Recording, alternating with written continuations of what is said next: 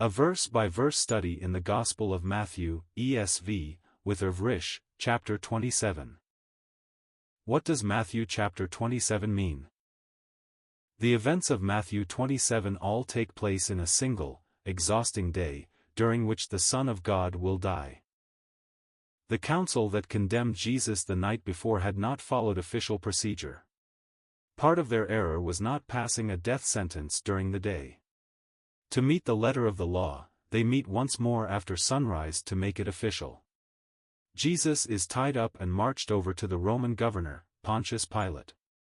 The Jewish religious leaders need him to sentence Jesus to death, since they do not have the authority to do so on their own, Matthew 27 verses 1-2. Meanwhile, Judas has changed his mind. When he hears that Jesus has been condemned, he takes the 30 pieces of silver back to the leaders who paid him to betray Jesus. He admits that Jesus is innocent, but they don't care. Jesus' enemies are certainly not going to admit that they've bribed anyone. Judas helplessly throws the money down and leaves to commit suicide. The chief priests and elders use the money to buy a field for burying foreigners in Israel, Matthew 27 verses 3-10. Pilate asks Jesus directly if he is the king of the Jews. Jesus affirms, "You have said so." Other than this, Jesus has little to say in his own defense. John's account adds details showing how Pilate investigates Jesus' claims to be a king, and finds them harmless, John 18 verses 33-38. Jewish religious leaders heap accusations on Christ, attempting to secure a death sentence. Pilate is amazed that Jesus won't answer. In part, he might hope Jesus will dispute the charges enough to convict the religious leaders of deceit. Jesus knows this would be pointless and says almost nothing, Matthew 27 verses 11-14. It was custom for Pilate to release a prisoner to the people at Passover every year. This is likely an attempt to outmaneuver the manipulating religious leaders. Part of Pilate's caution might be superstition, as his wife warns about a dream she has had. Pilate assumes the people would rather see a controversial teacher be set free, rather than a convicted murderer. He has not found anything to charge Jesus with, and he knows that the Jewish religious leaders want Jesus killed out of envy and not because of any legitimate crime against Rome. Offering a confirmed insurrectionist would strain their claims against Jesus. He does not realize the mob is being directed by Jesus' enemies, Matthew 27 verses 15-20. The Roman governor gives the crowds a choice, Jesus or Barabbas. Spurred on by Jerusalem's religious leaders, they shout for Barabbas to be released and for Jesus to be crucified. Pilate finally gives in to this pressure, though he does not believe Jesus is guilty. In a pointless attempt to avoid responsibility for Jesus' death, he symbolically washes his hands. The frenzied mob, coached by Jerusalem's leaders, carelessly brush off the seriousness of what is happening. Jesus is viciously humiliated by Roman soldiers, beaten again, and taken away to be crucified, Matthew 27 verses 21-31. Crucifixion victims were often made to carry their own cross, though usually this was just the horizontal beam. That, itself, could be anywhere from 35 pounds, or 16 kilograms, to the size of a railroad tie. Since Jesus was horribly mutilated beforehand, he can't keep pace with the other prisoners, John 19 verses 1-4. Taking advantage of Roman law, Matthew 5 verse 41, the soldiers force an innocent bystander to drag the cross the rest of the way, Matthew 27 verse 32. On the cross, at a place called Golgotha, Jesus refuses to drink a bitter wine. This was probably a sedative, and Jesus does not want his mind dulled. The soldiers split up his clothes and gamble over the last piece. A sign over Jesus' head carries the crime for which he is, officially, being executed, being King of the Jews. People passing by, including several Jewish religious leaders, mock Jesus for not being able to save himself while claiming to be the Son of God. Even the criminals being crucified alongside Jesus make fun of him, Matthew 27 verses 33-44. As this occurs, an unexplained darkness falls over Israel for about 3 hours. Jesus cries out in Aramaic, quoting the words of Psalm 22 verse 1, my God, why have you forsaken me?" Some misunderstand Jesus and think he is calling for the prophet Elijah to come and save him. Finally, Jesus voluntarily gives up his spirit and dies. At that moment, the enormous curtain in the temple which symbolically separates men from the presence of God is ripped in two from top to bottom. A potent earthquake breaks open the graves of some of Israel's saints. Roman soldiers, filled with awe, fearfully declare that Jesus must have been divine, Matthew 27 verses 45 to 54. Joseph of Arimathea, a rich follower of Jesus, asks Pilate for Jesus' body. Pilate agrees, and Joseph buries the body in his own, never-used tomb. Pilate also agrees to the request of some Jewish religious leaders to post a guard at the tomb. Their intent is to keep the body from being stolen, preventing the disciples of Christ from faking a resurrection, Matthew 27 verses 55 to 66. In an ironic twist, the extra measures taken after Jesus' death succeed. They entirely rule out any possibility that someone may have stolen his corpse. When Jesus' tomb is found empty, it will be clear evidence of a miracle, Matthew 28 verses 1 to 10. Chapter context: Matthew 27 begins with an official meeting of the Jewish ruling council. They affirm Jesus' condemnation from the previous night, described in chapter 26. Judas confesses his betrayal and hangs himself. Pilate tries to release Jesus, but the mob shouts for Jesus to be crucified. Jesus is humiliated by Roman soldiers and marched to be executed. On the cross, he is mocked by Jewish religious leaders and others. He dies and is buried in a never-used tomb. Extensive efforts to secure his body from being stolen only serve to prove the miraculous nature of his resurrection, which is detailed in chapter 28. Verse by verse. Verse 1: When morning came, all the chief priests and the elders of the people took counsel against Jesus to put him to death. During a hasty sham trial, conducted in the night at the home of the chief priest, Jesus had been found guilty and deserving of death. This involved at least some members of the Jewish ruling council known as the Sanhedrin. Using language from Psalm 110 verse 1 and Daniel 7 verse 13, Jesus had confessed to being the Messiah, the Christ, the Son of God. Since the Jewish religious leaders refused to believe this could possibly be true, they convicted him of blasphemy, Matthew 26 verses 57 to 68. However, that trial was not technically legal. Traditional Jewish law of that time required any trial involving a death penalty offense to be held openly during the day. Such an event would normally have taken place in the temple. So, when morning arrives, a second, ceremonial, trial is convened. They simply affirm the verdict the group had made under the cover of darkness, which is also the same sentence determined long before, John 11 verse 53. Jesus was to be put to death. Verse 2: And they bound him and led him away and delivered him over to Pilate the governor. The Sanhedrin, the Jewish religious ruling body, had found Jesus guilty of blasphemy for his claim to be the Messiah. Although the trial was entirely false, Matthew 26 verses 57 to 68, and the verdict decided long before, John 11 verse 53, they agreed on a sentence of death. Jewish law of the time, however, said such trials had to happen in openness and during the day. To wiggle around this requirement, a hasty repeat of the verdict is given after morning breaks, Matthew 27 verse 1. Jesus' enemies have another problem. Under Roman law, they did not have the authority to put prisoners to death. Only the Romans could perform legal executions. To accomplish their death sentence, Jerusalem's religious leaders will need the Roman governor of their region to give the order. To that end, they send a captive Jesus to Pontius Pilate for yet another verdict and sentence.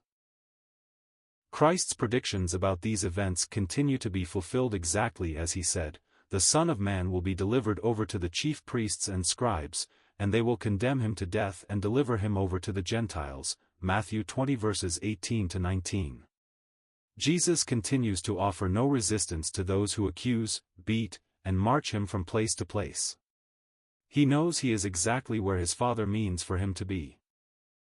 Pontius Pilate served as the governor of the region of Judea from 26 to 36 AD.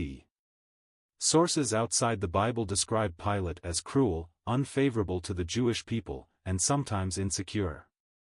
His tenure was marked by acts of violence, and he was eventually replaced.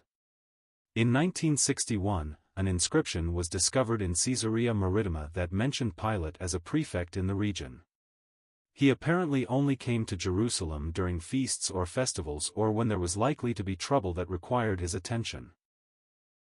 Context summary: Matthew 27 verses 1 to 2 briefly describes events taking place on the morning following Jesus' conviction and condemnation during the night. Jewish legal procedure of the time required a death penalty trial to be held during the daytime. For the sake of appearances, the council again condemned Jesus and sentenced him to death. They did not have the authority to enact such a sentence, however. They needed Roman approval to do that. So, they tie Jesus up and march him over to Pilate, the Roman governor of the region, in hopes he will agree to have Jesus executed.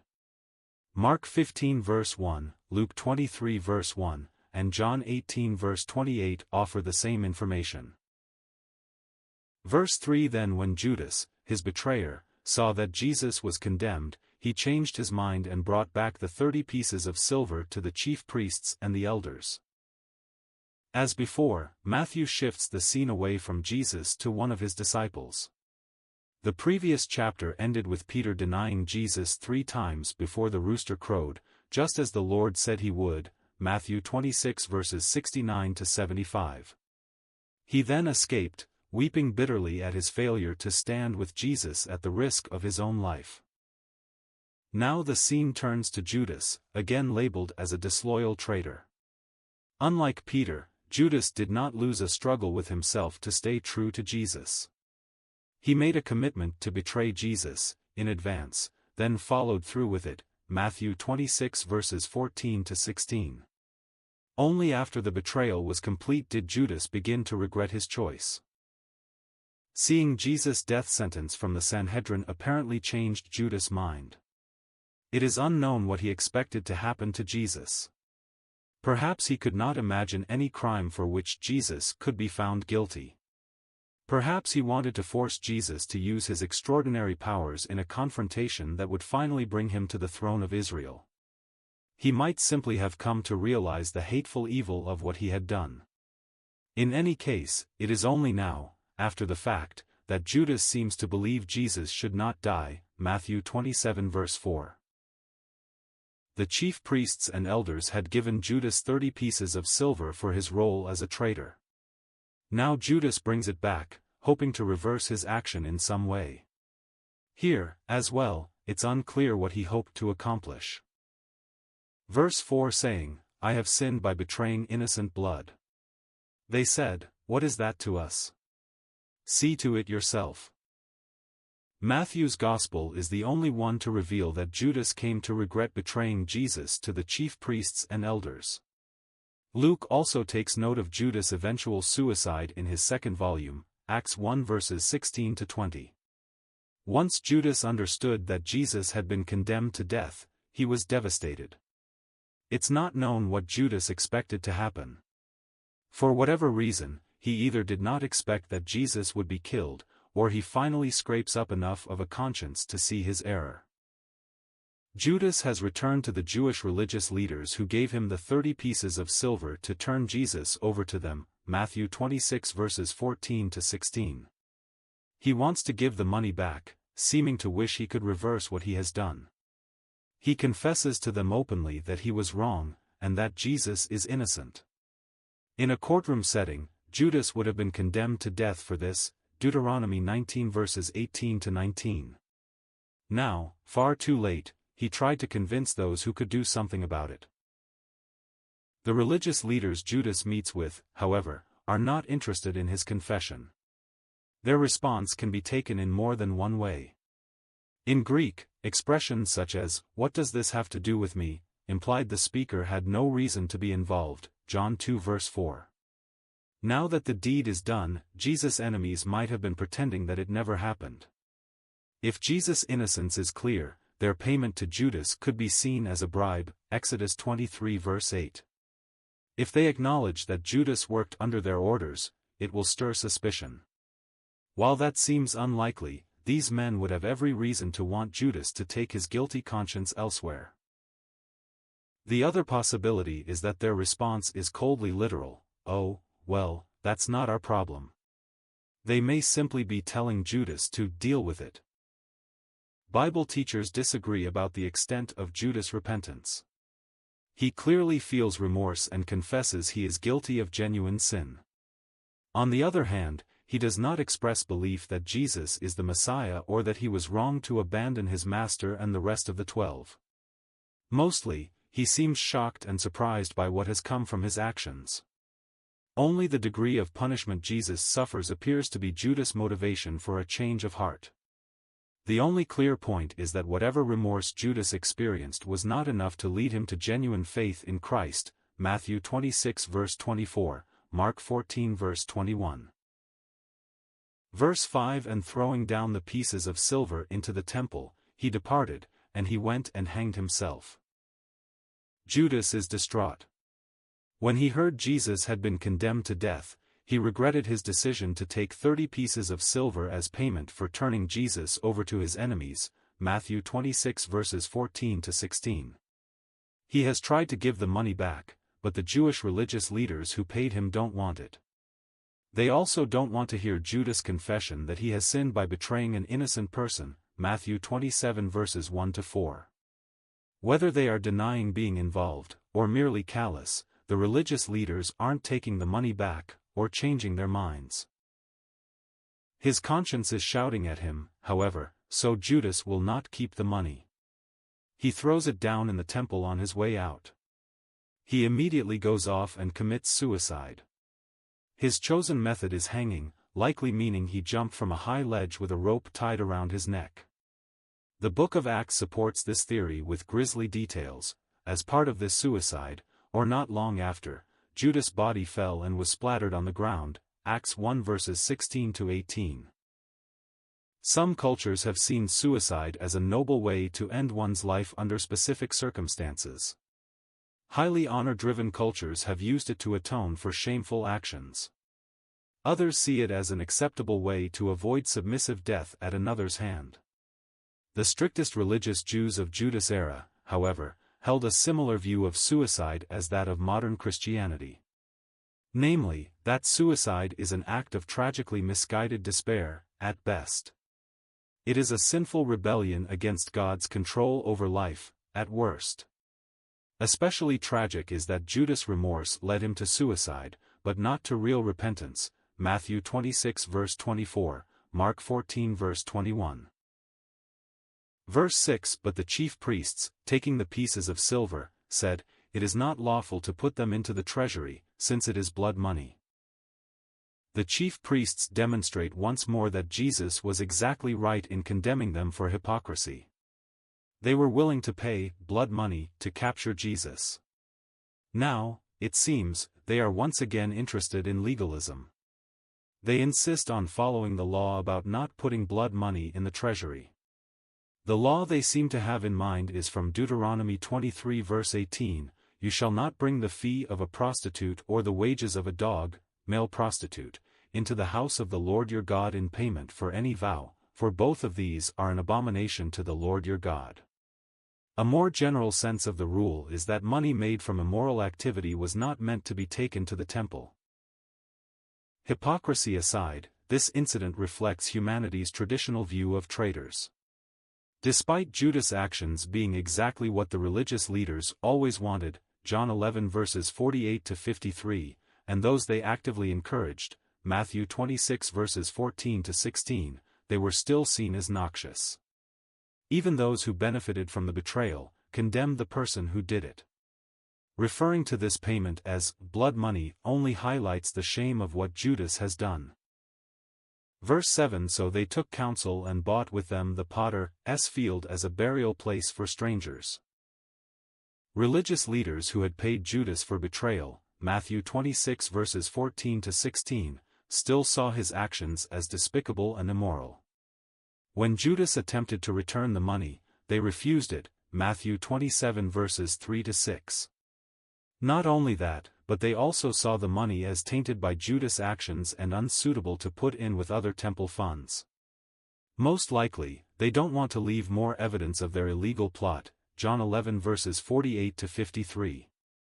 So, they put their heads together and come up with a creative legal solution. Apparently, interpretations of laws such as Deuteronomy 23 verse 18 only meant the coins could not be brought into the temple. They did allow for such money to be used outside of Judaism for the common good of the community. The chief priests used Judas' returned fee to buy a field to be used as a burial place for foreigners in Israel. It's not known why it is called the potter's field. Scholars speculate that it may have once belonged to a potter, or it is possible that potters took clay from the field for their pots. Verse 8 Therefore that field has been called the field of blood to this day. It doesn't necessarily follow that a tract of land used as a burial place for foreigners would be called the field of blood.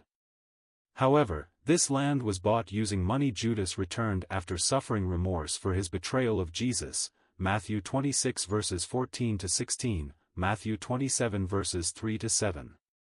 The priests called it blood money, recognizing its use for a tainted purpose, and chose not to use the coins in the temple, Deuteronomy 23 verse 18. It's possible that the location acquired its nickname once the truth of what had happened became clear. Another possible explanation comes from Acts 1 verses 18 to 19. This gives more details about Judas' suicide. In an aside, Luke, the writer of Acts, indicates poetically that Judas bought the field in question, as it was his money that purchased it, and then states that his guts burst out as he fell. The result of the payment to Judas was the acquisition of the field. That was the fruit of his labor. It doesn't mean he completed the transaction himself. Luke's description does suggest, though, that perhaps the priests bought the potter's field because that's where Judas hanged himself.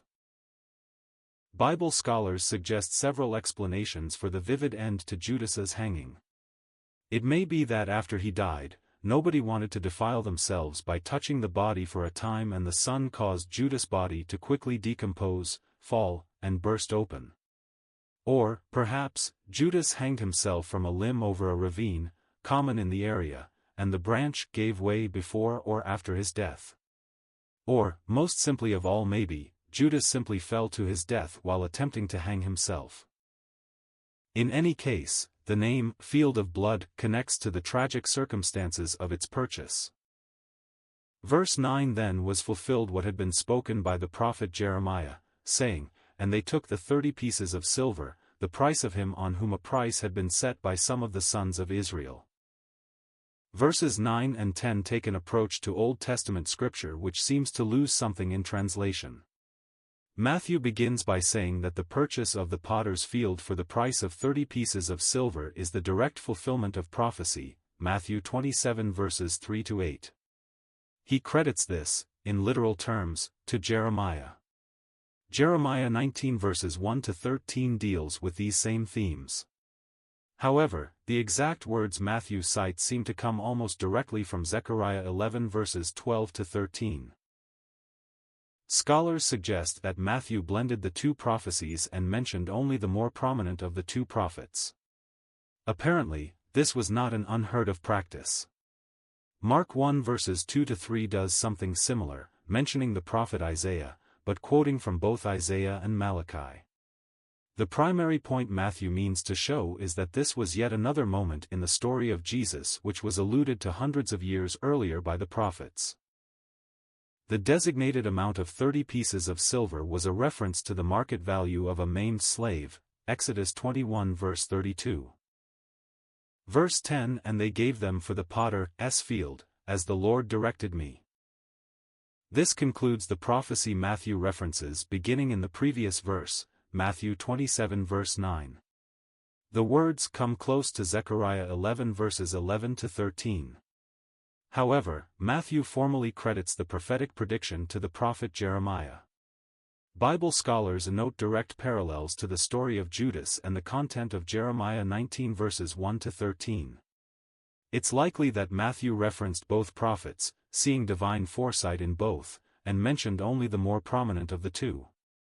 This seems to have been a normal practice of the time, as Mark 1 verses 2 to 3 makes a similar choice when citing Isaiah and Malachi. Matthew's larger point is about the content of prophecy. Those statements closely connect to the story of Judas' death and the purchase of the potter's field, Matthew 27 verses 3 to 8. This is yet more evidence that Jesus is the Messiah. Matthew, especially, has taken great care to connect prophecies from the Old Testament to many aspects of Jesus' life and ministry as a way of establishing for Jewish readers the validity of Jesus' claims to be the Christ. Context summary: Matthew 27 verses 3 to 10 reveals Judas' deep regret for betraying Jesus. He brings the 30 pieces of silver back to the chief priests and elders who paid him for his cooperation. They don't want the money back, and they're not interested in Judas' confession. Judas throws the money down in the temple and hangs himself. The priests use the money to buy a field for burying foreigners. They call it the field of blood. Matthew states that this fulfills prophecy and quotes from Zechariah. The book of Acts also recounts Judas' death, Acts 1 verses 16 to 20. Verse 11: Now Jesus stood before the governor, and the governor asked him, "Are you the king of the Jews?" Jesus said, "You have said so." After describing the end of Judas' tragic story, Matthew 27 verses 3 to 10, Matthew returns to Jesus. He is standing before the Roman governor Pilate. Early in the morning, some of the chief priests brought Jesus, bound, to Pilate's headquarters in Jerusalem. They will not enter, so Pilate comes out to see what they want. He asks what accusation they have against Jesus and why they don't judge him according to their own Jewish law. They respond that Roman law will not allow them to put Jesus to death, John 18 verses 28 to 32. They tell Pilate, falsely, that Jesus has been misleading the Israelites and forbidding them from paying taxes to Caesar. They add that Jesus has been proclaiming himself to be Christ, a king, Luke 23 verse 2. The religious leaders are trying to come up with accusations that will convince Pilate that Jesus is a danger to Rome. One example is the issue of paying taxes. Jesus had famously replied to a trick question by saying the people should give to Caesar the things that are Caesar's, referring specifically to money, Matthew 22 verses 15 to 22. Jesus' enemies are closer to the truth in saying that he claims to be a king. He has stated that he is the Messiah. Jesus, though, has no interest in taking the throne of Israel or overthrowing the Romans. Matthew picks up the story as Pilate turns to Jesus and asks about this issue. Jesus gives the same answer he gave to the high priest, the equivalent of, "You are the one who said it." His answer clearly means yes, though there's more to be said than what Jesus offers. John notes that Jesus' answer made it clear he was not seeking a political overthrow of Rome, John 18 verse 36. Paul referred to this as a significant moment of revelation. He called this Jesus' good confession before Pilate, 1 Timothy 6 verse 13, moment Jesus revealed his identity to the Gentiles. Verse 12: But when he was accused by the chief priests and elders, he gave no answer. Matthew's book is full of the words of Jesus. In his teaching, Jesus spoke paragraph after paragraph of great and hard truth. His teaching was wise and powerful and weighty. Now, though, Jesus knows that the time for teaching has passed. Since being arrested, Matthew 26 verses 47 to 56, his most common response to accusations and abuse has been silence. He does not resist. He knows he is bound for the cross to die for the sins of humanity, and he is not trying to escape it. What needs to have been said and done is obvious.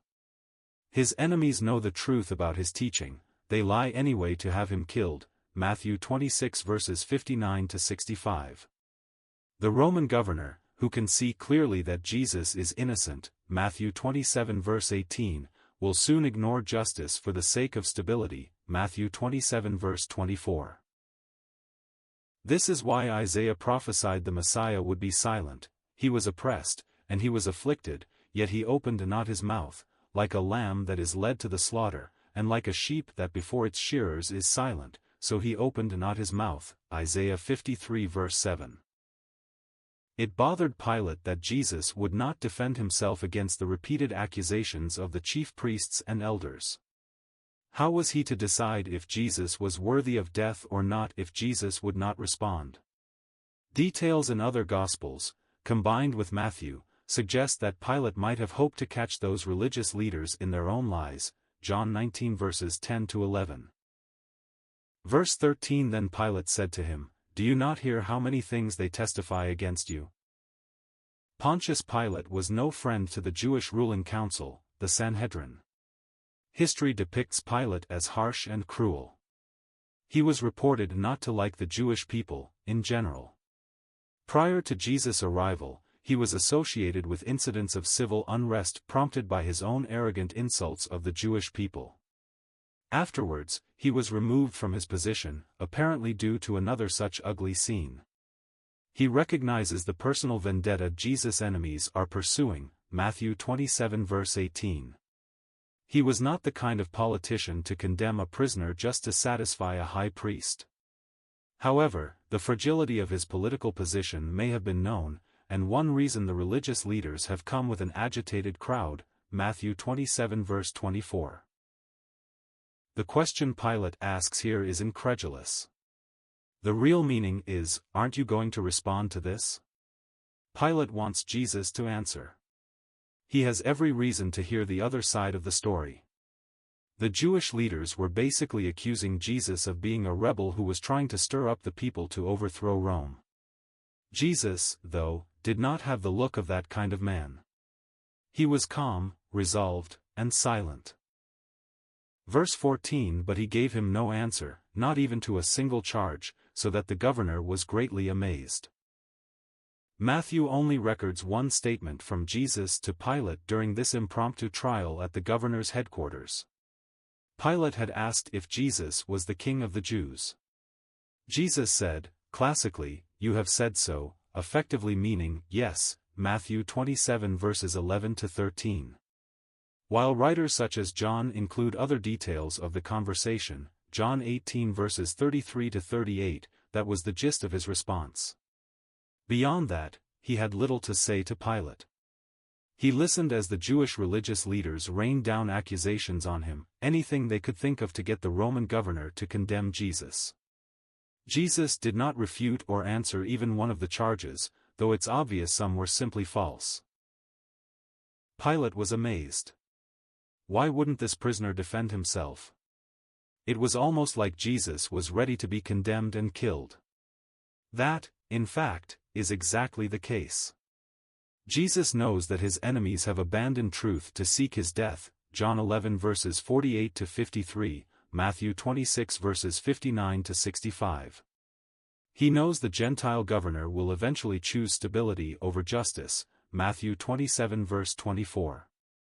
No further statements would matter, so there's little point in making them, Matthew 7 verse 6. Verse 15 Now at the feast the governor was accustomed to release for the crowd any one prisoner whom they wanted. These events are happening near Passover, a major Jewish holiday, Matthew 26 verses 1 to 5. This is likely the only reason Pontius Pilate, an infamously cruel and prejudiced Roman governor, is here rather than in his more usual seat of power. Pilate might have been arrogant, but he was not stupid. By this time, he would have already known about Jesus' popularity, Matthew 21 verses 10 to 11. He can see through the obvious vendetta of the religious leaders, Matthew 27 verse 18.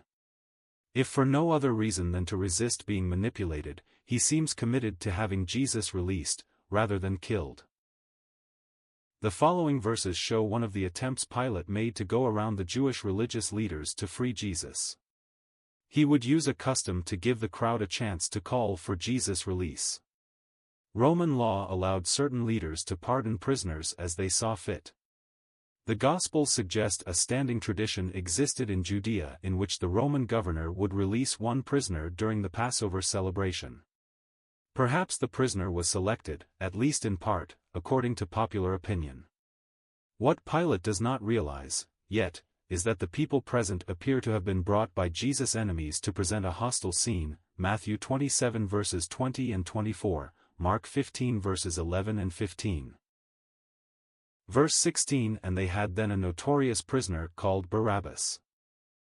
Pilate has been amazed at Jesus' virtual silence in the face of an onslaught of accusations from the Jewish religious leaders, Matthew 27 verses 11 to 15. Jesus will simply offer no defense, no resistance.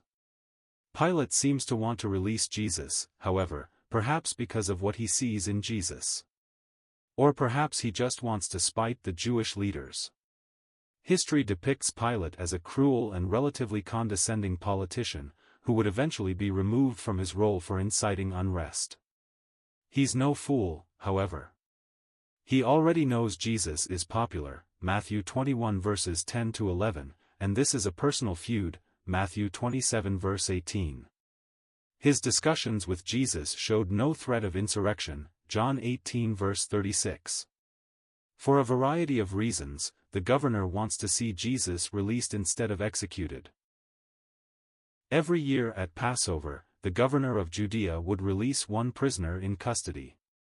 The choice of which prisoner was up to the crowds, or so it seemed. Pilate takes advantage of this to give the crowds a choice. His idea is to offer someone obviously guilty and distasteful, assuming the gathering crowd will choose Jesus. If so, he can be done with the matter.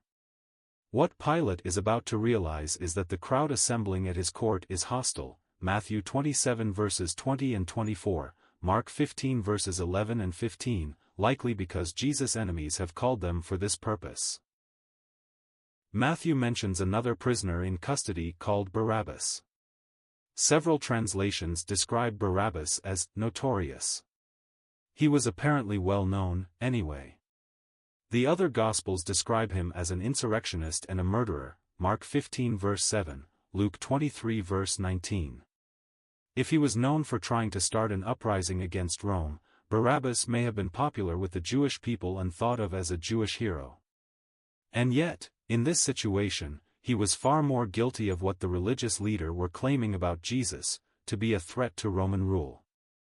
More than likely, this man was scheduled to be crucified that very day. Adding intense symbolism to this moment, many manuscripts of Matthew name the guilty prisoner as Jesus Barabbas, meaning he had the same common given name as Jesus of Nazareth. Pilate is about to offer the people a choice between a Jesus the people know is innocent and one they know is guilty, and they will choose to reject the Messiah, Matthew 27 verses 21 to 23. In an almost crass way, the world will reject goodness in favor of someone more to their liking. Verse 17 So when they had gathered, Pilate said to them, Whom do you want me to release for you, Barabbas, or Jesus who is called Christ? Pilate is trying to figure out what to do with Jesus, who has been brought to him by the Jewish religious leaders. They are demanding a death sentence, Matthew 27 verses 11 to 16. Pilate cannot find anything wrong with Jesus, John 18 verses 33 to 38, and Jesus won't say much in his own defense. Rather than be blatantly manipulated by a religious feud, Matthew 27 verse 18, Pilate has another idea. Every year at Passover, he releases a prisoner as a kind of gift to the people. Since the religious leaders are claiming Jesus is a rebel against Rome, Pilate will offer a true insurgent as an option. Presumably, there'd be no question which was more deserving of release. The man Pilate suggests as an alternative is a confirmed rebel and murderer, Mark 15 verse 7, so vile that he's described as notorious, Matthew 27 verse 16. It's certain Pilate knew that Jesus of Nazareth had been followed by great numbers of people throughout Israel, Matthew 21 verses 10 to 11. At the same time, the other prisoner being offered was an insurrectionist who had been convicted of participating in an uprising against Rome. It's possible some thought of him as a hero. Pilate's alternative is Barabbas, who in some manuscripts is identified as Jesus Barabbas, meaning he shared the same common given name as Jesus of Nazareth. This creates a potent symbolism in the choice now facing the people. Do they want Jesus the Messiah, or Jesus the rebel? Jesus the clearly innocent man, or Jesus the fallible, even evil man? The one previously known to be innocent, or a man likely already scheduled for death? Do they want the truth, John 14 verse 6, who is the Son of God, Matthew 16 verses 15 to 17, or someone better aligned with their own preferences? Pilate poses the question to the crowds. His addition of the title, Christ, might be a taunt to the Jewish people. This comes from the Greek Christos, itself a translation of the Hebrew term Mashiach, from which we also derive the term Messiah. Verse 18 For he knew that it was out of envy that they had delivered him up. Pilate is trying to come up with a scheme to release Jesus from custody. At least part of that is common sense. According to this verse, Pilate understood that the Jewish religious leaders were trying to use Roman power to eliminate a rival. Given his existing awareness of Jesus, Matthew 21 verses 10 to 11, and private interviews, John 18 verses 33 to 36, Pilate has seen through their false accusations. On the other hand, Pilate had to be careful. History notes that Pilate habitually antagonized the Jewish people, resulting in several ugly incidents. This was not ideal in the eyes of higher Roman authorities. With a swollen population, and an impending religious holiday, Matthew 27 verse 15, Jerusalem would have been like a fuse waiting to be lit. As Pilate is likely realizing, there is a considerable crowd forming, and they are being manipulated by Jewish religious leaders, Matthew 27 verses 20 and 24, Mark 15 verses 11 and 15. Adding to the complexity, Jesus' enemies are making claims about insurrection, Luke 23 verse 2. If he appears to be going soft on such crimes, the region could become unstable. Pilate does not want to release Jesus without good cause and risk provoking the powerful chief priests to stir up trouble of their own. The easiest way out would be if the people themselves, the crowds, would select Jesus as their choice for the prisoner to be released at Passover. Pilate released one every year according to the people's wishes. He could be done with the entire issue if they would call for Jesus. The selection of a notorious murderer and rebel, Matthew 27 verse 16, Mark 15 verse 7, is a clear attempt to make the choice obvious. Verse 19 Besides, while he was sitting on the judgment seat, his wife sent word to him, Have nothing to do with that righteous man, for I have suffered much because of him today in a dream. One of Pilate's hopes was that by giving the crowds an obvious choice between two prisoners, the people themselves would choose to release Jesus. If they agree to keep Barabbas, a notorious murderer, Matthew 27 verse 16, Mark 15 verse 7, in prison, Pilate will have averted an incident, and stymied Jerusalem's religious leaders. Pilate certainly knows how popular Jesus had become, Matthew 21 verses 10 to 11. From the beginning of this encounter, Pilate has been inclined to release Jesus instead of condemning him to death. He is not fooled by the Jewish religious leaders and their overt lies. Pilate knows they are using him to eliminate a rival, Matthew 27 verse 24. He doesn't honestly believe Jesus is a threat to Rome, John 18 verses 33 to 36. And yet, Pilate is in an awkward position. His tenure as governor was marked with violence, something which his Roman superiors did not appreciate. With an impending religious holiday, Matthew 27 verse 15, and swollen crowds, any threat of a riot in Jerusalem is heightened, Matthew 27 verses 20 and 24, Mark 15 verses 11 and 15. The Gospels record two other factors that are added into Pilate's hesitation. One comes from the Gospel of John and suggests that Jesus claiming to be Son of God may have aroused pagan superstition, John 19 verses 7 to 9. The fear that Jesus just might be supernatural, or favored by some deity, struck him with fear. The other incident is depicted here, though we don't know exactly when it occurred during the proceedings. At some point, Pilate receives a message while sitting on the judgment seat. It's from his wife. She has been greatly troubled by a dream. She tells her husband, in effect, to keep away from doing any harm to Jesus of Nazareth. The only details Scripture records are the contents of her message. We cannot say for sure whether this was a supernatural message from God, a coincidence, or something else. We do know that many people of that era, including pagans, took dreams with deadly seriousness. Regardless of the unknown details, this message only confirms what Pilate is already inclined to do. He wants to release Jesus. And yet, any sense of morality, conscience, or fear of the divine will soon be overwhelmed by Pilate's fear of political trouble. Matthew 27 verses 22 to 24. Verse 20. Now the chief priests and the elders persuaded the crowd to ask for Barabbas and destroy Jesus. Pilate has offered the people a choice. Every year at the Passover, he releases one prisoner in Roman custody as a sign of good faith to the people. Matthew 27 verse 20. This year, he has given the crowds a choice. This is a calculated decision. One option is Jesus, popular, a healer, and clearly innocent, Matthew 21 verses 10 to 11, 27:18. The other is Barabbas, the insurrectionist and murderer, Matthew 27 verse 16, Mark 15 verse 7. Pilate's goal is to have Jesus released. While this seems to be an easy decision, there are factors to consider. Barabbas' participation in an attempt to overthrow Roman rule may have made him a hero to many. The fact that the entire Jewish religious leadership had condemned Jesus may have turned some of his former fans into skeptics.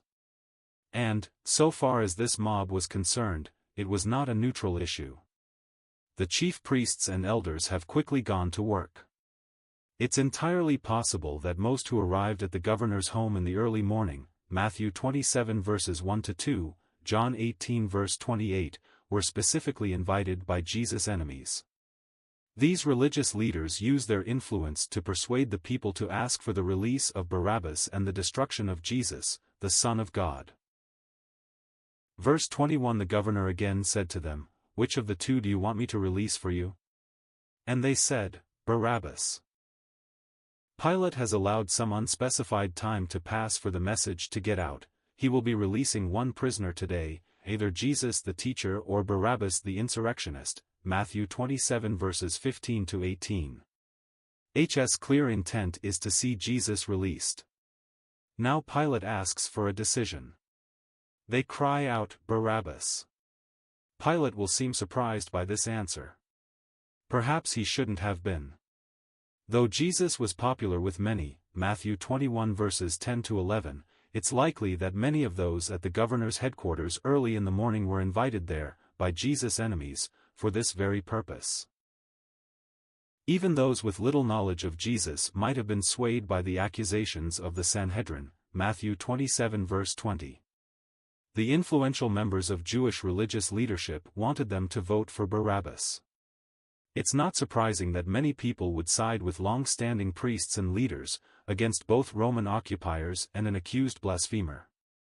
All the same, it's hypocritical for the people to claim loyalty to Rome, John 19 verse 15, while demanding the release of a confirmed rebel. Verse 22. Pilate said to them, "Then what shall I do with Jesus who is called Christ?" They all said, "Let him be crucified." Despite Jesus' popularity, Matthew 21 verses 10 to 11, obvious innocence, Matthew 27 verse 18, John 18 verses 33 to 36, and comparison to a confirmed murderer, Matthew 27 verses 15 to 16, Mark 15 verse 7, the crowd has asked to release the convicted man, Matthew 27 verses 17 to 20. Pilate seems surprised. He seems to have thought that if given the choice, the people would surely want Jesus to be freed instead of killed. Records from outside the Bible indicate Pilate showed little respect for Jewish religious leaders, let alone the people themselves. Most likely, he underestimated the influence of Jerusalem's priests among the people. Shocked by the cries to release Barabbas, Pilate calls out to ask the people what should be done with Jesus. They shout back, as they have been coached to do by the members of the Sanhedrin, that Jesus should be crucified. This is an especially shocking demand, as crucifixion was purposefully designed to be humiliating and agonizing. John's account of this moment shows Pilate responding with outrage, John 19 verse 6, Matthew 27 verse 23. Pilate will attempt to ask more questions of the crowd, but you can't have a conversation with a mob. They have made their choice. Pilate's options are dwindling. Jewish religious leaders are taking advantage of Pilate's strained political tenure. The threat of civil unrest will become a deciding factor in the governor's decision, Matthew 27 verse 24. Verse 23 And he said, Why? What evil has he done? But they shouted all the more, Let him be crucified. There is little question that Pilate truly wanted to release Jesus. However, he made a fatal mistake when choosing to involve the crowds. It was in his power to simply let Jesus go when he could find nothing legally wrong, John 18 verses 33 to 36. He did not believe the false accusations of the Jewish religious leaders, and understood they wanted to use political tricks to kill off a rival teacher, Matthew 27 verse 18. This pressure was heightened by Pilate's own poor governorship. Years of disrespect and several ugly incidents of violence likely had his Roman superiors watching closely. Another major riot would likely result in consequences.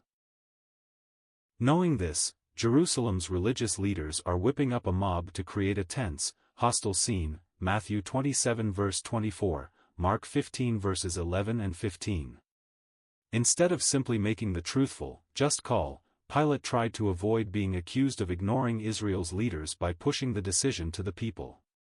He underestimated that some might want the rebellious Barabbas released.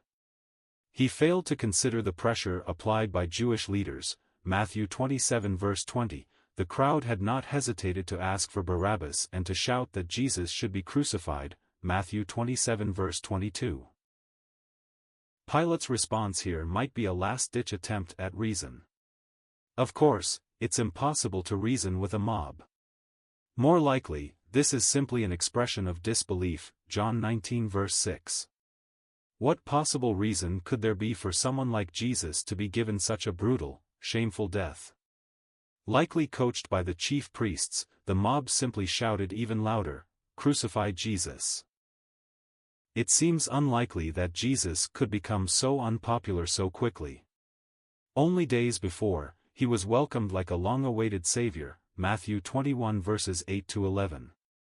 Most likely, those present at the governor's estate early in the morning, John 18 verse 28, were there at the invitation of Jesus' enemies. They were likely brought to pressure the governor with the threat of a riot. Some may have even come specifically to advocate for Barabbas and knew little about Jesus. It's also possible that otherwise neutral people realized their own priests wanted Barabbas, but the Roman governor wanted to release Jesus. Such people would be unlikely to back Rome over their own leaders. All these count as reasons, but not excuses. Everyone present in that moment owns a measure of responsibility for Jesus' execution.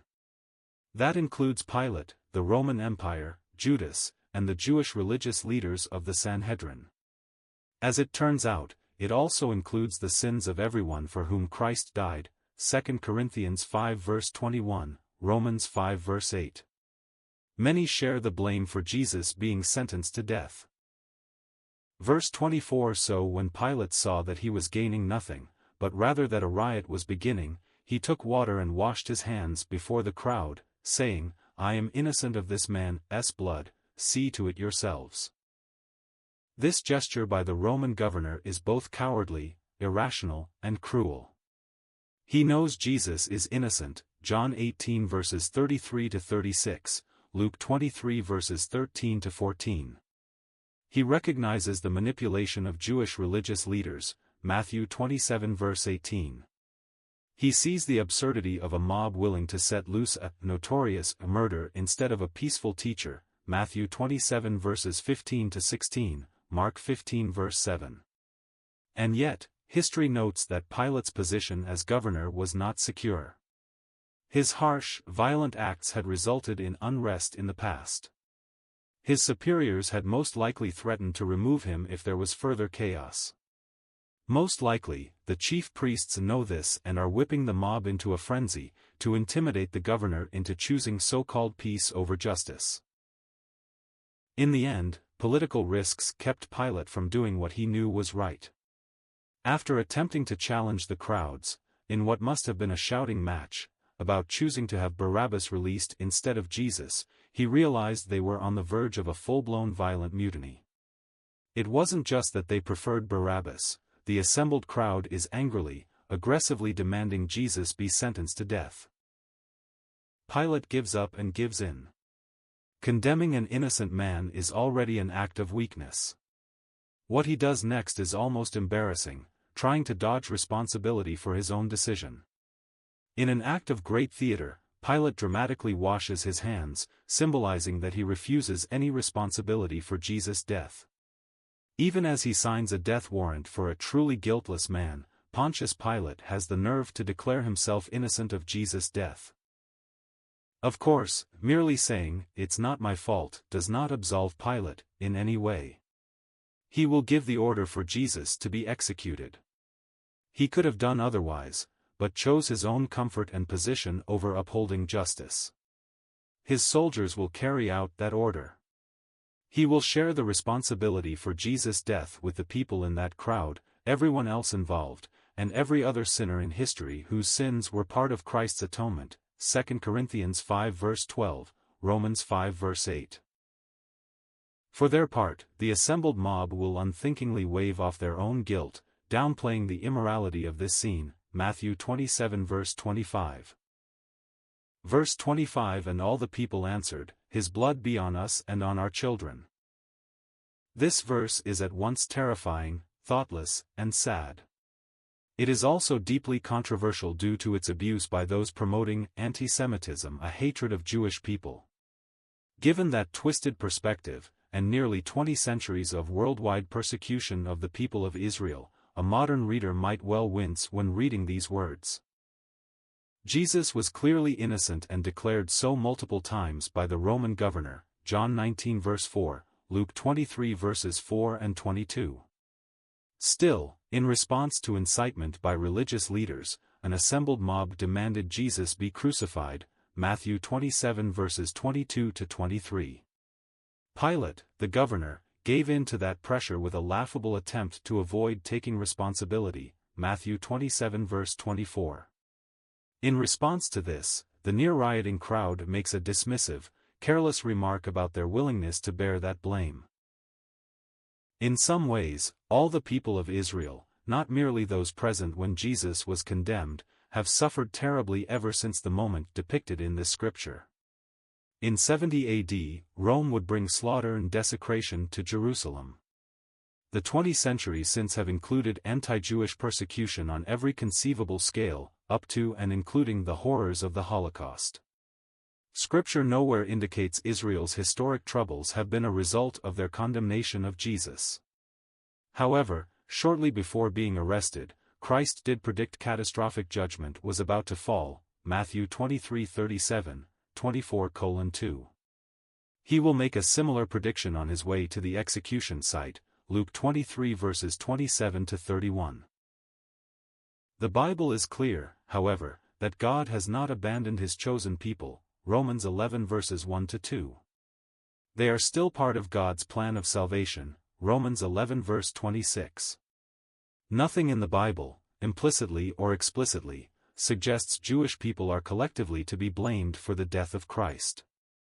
No part of Scripture supports hatred, persecution, derision, or prejudice against Israel on account of these events. Matthew records a painfully careless remark shouted by a frenzied mob. This has never been any sort of mandate for future generations to follow. Verse 26 Then he released for them Barabbas, and having scourged Jesus, delivered him to be crucified. The Jewish religious leaders, and the crowds they incited to call for Jesus' death, have seemingly won, Matthew 27 verses 11 to 25. Pilate, against clear evidence, his own judgment, and even his wife's dream, Matthew 27 verse 19, has calmed the frenzied crowd by giving the order to release a convicted murderer, Mark 15 verse 7, Barabbas, and for Jesus to be crucified. Jesus had already been scourged, as noted by John, in another failed effort to play on the crowd's sympathy, John 19 verses 1-5. This was a form of torture itself. Jewish law often considered 40 lashes to be the equivalent of beating someone to death, 2 Corinthians 11 verse 24, using a standard whip. The Romans had no stroke limit. The person being punished would be stripped and tied to a post. They would then be beaten by a professional, trained soldier, using a flagrum, a multi-headed leather whip braided with weights, bones, metal, hooks, or glass.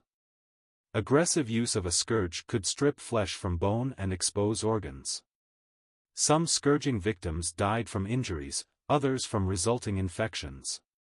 Flogging was sometimes used before crucifixion to weaken the victim but was more often a dire punishment needing no other measures. Despite the brutality and unfairness, it's important to remember that God's plan is succeeding through all of this, Matthew 16 verse 21, 26:39. The Father sent the Son to the earth to suffer and die as the sacrifice for the sins of humanity, Philippians 2 verse 8. Jesus is quickly moving toward that step, and soon after to resurrection from the dead, John 2 verses 19-22. Context summary: Matthew 27 verses 11-26 describes Jesus' trial before the Roman governor, Pontius Pilate. The Jewish religious leaders are asking Pilate to condemn Jesus to death, hurling accusations. Pilate is amazed that Jesus remains silent, barely saying anything in his own defense. Pilate offers the Passover crowds the choice between releasing Jesus or releasing Barabbas. They choose Barabbas and call for Jesus to be crucified. Pilate recognizes the obvious feud driving this persecution. He is more concerned with civil order than with justice. He agrees to execute Jesus while claiming no responsibility for the decision. Further details are found in Mark 15 verses 1-15, Luke 23 verses 1-25, and John 18:28-19:16. Verse 27. Then the soldiers of the governor took Jesus into the governor's headquarters, and they gathered the whole battalion before him. Pilate's soldiers take Jesus into the courtyard of the governor's headquarters, also known as the Praetorium. All of them gather to participate in mocking Jesus as the King of the Jews. A full battalion of Roman soldiers would have included 600 men at full strength. It's unclear whether that many were stationed there at this time. Given the crowds coming into Jerusalem for Passover, Matthew 26 verse 17, that's entirely possible.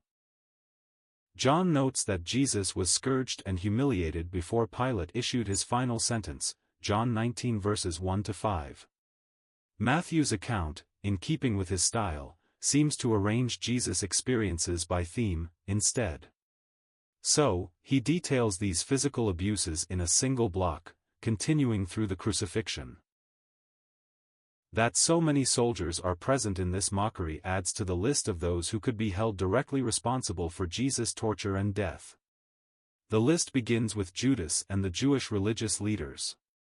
It includes, as well, Pilate, his soldiers, and all the people in the crowd who called for Jesus' crucifixion. On a larger scale, though, those responsible for Jesus' death include everyone who has ever lived. Jesus became the sacrifice for human sin, something of which every person is guilty, Romans 3 verse 23. Everyone who comes to faith in Jesus for the forgiveness of their sin benefits from his death, as well. We would be lost without it. Even knowing this, it can be difficult to imagine him being mistreated with such profound cruelty by the vicious Roman soldiers in the following verses. Verse 28. And they stripped him and put a scarlet robe on him. Matthew has written that all the soldiers in the battalion stationed at the governor's headquarters in Jerusalem have taken Jesus inside. Now they strip off the clothes he is wearing and drape a robe over his shoulders. Much is made over the Gospel accounts alternately describing the cloth as purple or as scarlet, Mark 15 verse 17, John 19 verse 5, as if this were a contradictory detail. It should be noted that color words can be vague, even in the modern world. Likewise, cultures don't assign individual words to a color unless they consider them notably different. Ancient peoples referred to the sea as green, when modern people almost universally call the exact same colors blue. The color orange, likewise, was depicted as a shade of red or yellow until relatively recently. To ancient eyes, the difference in these terms is no more meaningful than modern debates over whether something is green-blue or blue-green. Bible scholars suggest the robe was one of those worn by Roman military and civilian officials. The purpose is to dress Jesus in a deliberately silly caricature of a king. By giving Jesus a shoddy version of royal robe and crown, the soldiers can even more thoroughly mock him for his crime of claiming to be the King of the Jews. Verse 29. The idea that a battalion of Roman soldiers would come together to so elaborately mock one prisoner may be hard to imagine. And yet, these are Gentiles stationed in a predominantly Jewish area, over which Rome has control. Their commander, Pontius Pilate, is noted by history for his cruelty and derision towards Jews. They may well be bored, being stationed in Jerusalem only because it's a major religious holiday for Israel, Matthew 26 verse 17, 27:15. Pilate's act of handing Jesus over to them is almost like throwing a toy in front of a dog. Taking full advantage of the opportunity, the soldiers have stripped off Jesus' own clothes and have draped a cloak on him to represent a king's robe. Now they twist together a wreath made of stems with thorns on them, perhaps palm spines or similar. When the crown is complete, they force it down onto Jesus' head. Finally, they put a reed in Jesus' hand to represent a royal scepter to complete the look. The point of the entire cruel joke was to mock Jesus for his crime of claiming to be King of the Jews, Matthew 27 verse 11. To hammer the joke home, the Roman soldiers kneel before Jesus and sarcastically pretend to honor him. Jesus had already been flogged at this point, John 19 verses 1-4. He would have stood before them as a bloody, bleeding mess of a human being, now dressed in a robe and crown and with a scepter. It is remarkable that a being who could have called for angel soldiers of his own simply refuses to do so, Matthew 26 verses 53-54. He remains resolved to endure any suffering to see his mission through. Verse 30. And they spit on him and took the reed and struck him on the head. The abuse of Jesus by a battalion of Roman soldiers was not complete even after they had sarcastically hailed him as King of the Jews, Matthew 27 verses 27-29. After torturing Jesus, John 19 verse 1, they laughed at him. They piled on more and more mockery. And then they gave Jesus one last beating, hitting the Lord with the reed they'd made him hold as a mock scepter and spitting on him. All of this corresponds to Jesus' predictions, Mark 10 verse 34, Luke 18 verse 32. John's account places this moment ahead of Pilate's final decision to have Jesus crucified. Matthew is, again, grouping his gospel by theme rather than by time. Pilate brings Jesus out before the crowds dressed as a mock king and presents him to the people with the words, "Behold the man." John 19 verses 4-5. It's likely Pilate hoped that when the people saw a ragged, mutilated, shamed figure, they would decide further cruelty was unneeded. Instead, it only seemed to increase their bloodlust, John 19 verse 6. Verse 31. And when they had mocked him, they stripped him of the robe and put his own clothes on him and led him away to crucify him. There is deep irony in how Roman soldiers mocked Jesus. On the surface, they were shaming a prisoner who they assumed had claimed to be King of the Jews, Matthew 27 verse 11. Their jeering and humiliation said, to anyone who might notice, that it was laughable to think about overcoming the might of the Roman Empire. Likewise, they are sneering at the culture and history of Israel by defiling their claimed leader. What the soldiers don't grasp is that they are mocking the true and long-promised King of the Jews. Matthew began this book by establishing the fact that Jesus was, indeed, the rightful heir to the throne of David over Israel, Matthew 1 verses 1 to 17. The soldiers also do not know that Jesus will one day rule as King of all nations, Isaiah 45 verse 23, Romans 14 verse 11, or that he is the Lord to whom they will answer for their eternal souls, Revelation 20 verses 11 to 15. Jesus' most impressive demonstration of power may be his resolve to do nothing in response to this cruel torture and evil mockery. He did not strike back. He did not defend himself in word or action, Isaiah 53 verse 7. He merely endured to the very limit of his human body, rather than raining down fire on all who disrespected him, Luke 9 verses 53 to 55, Matthew 26 verses 53 to 54.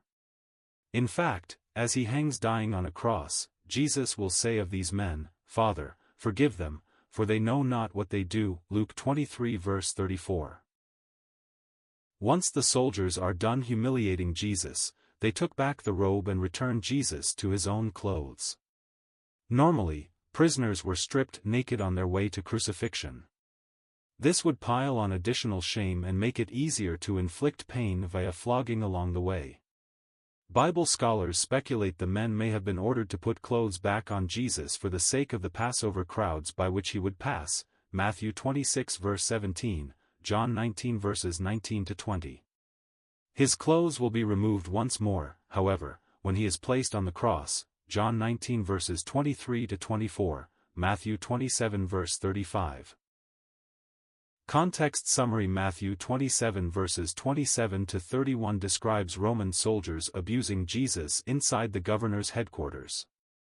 Most of this mistreatment occurred before his final sentencing, but Matthew continues to group events by theme more than by time. The soldiers strip off Jesus' clothes and dress him as a mock king. They place a robe on him, along with a crown made of thorns, and a reed for a scepter. Then the soldiers kneel before Jesus and sarcastically praise him as the King of Jews.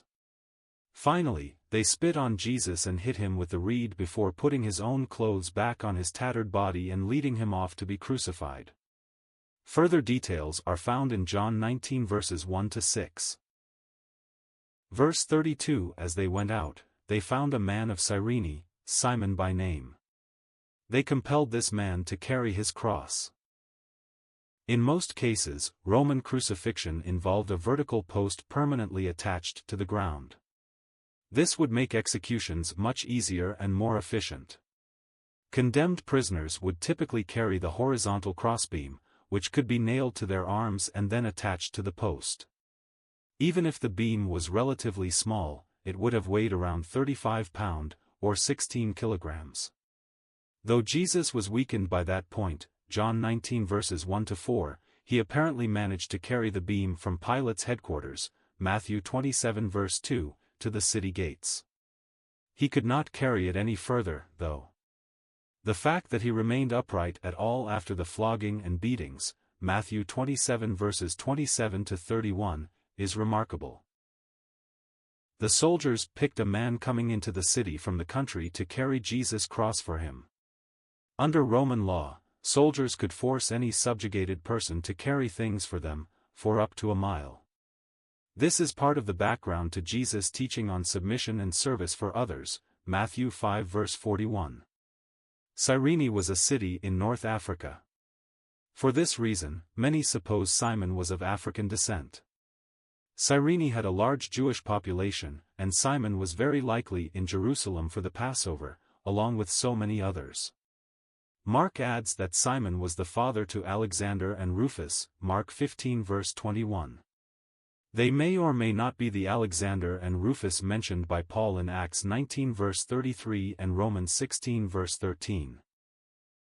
Verse 33: And when they came to a place called Golgotha, which means place of a skull.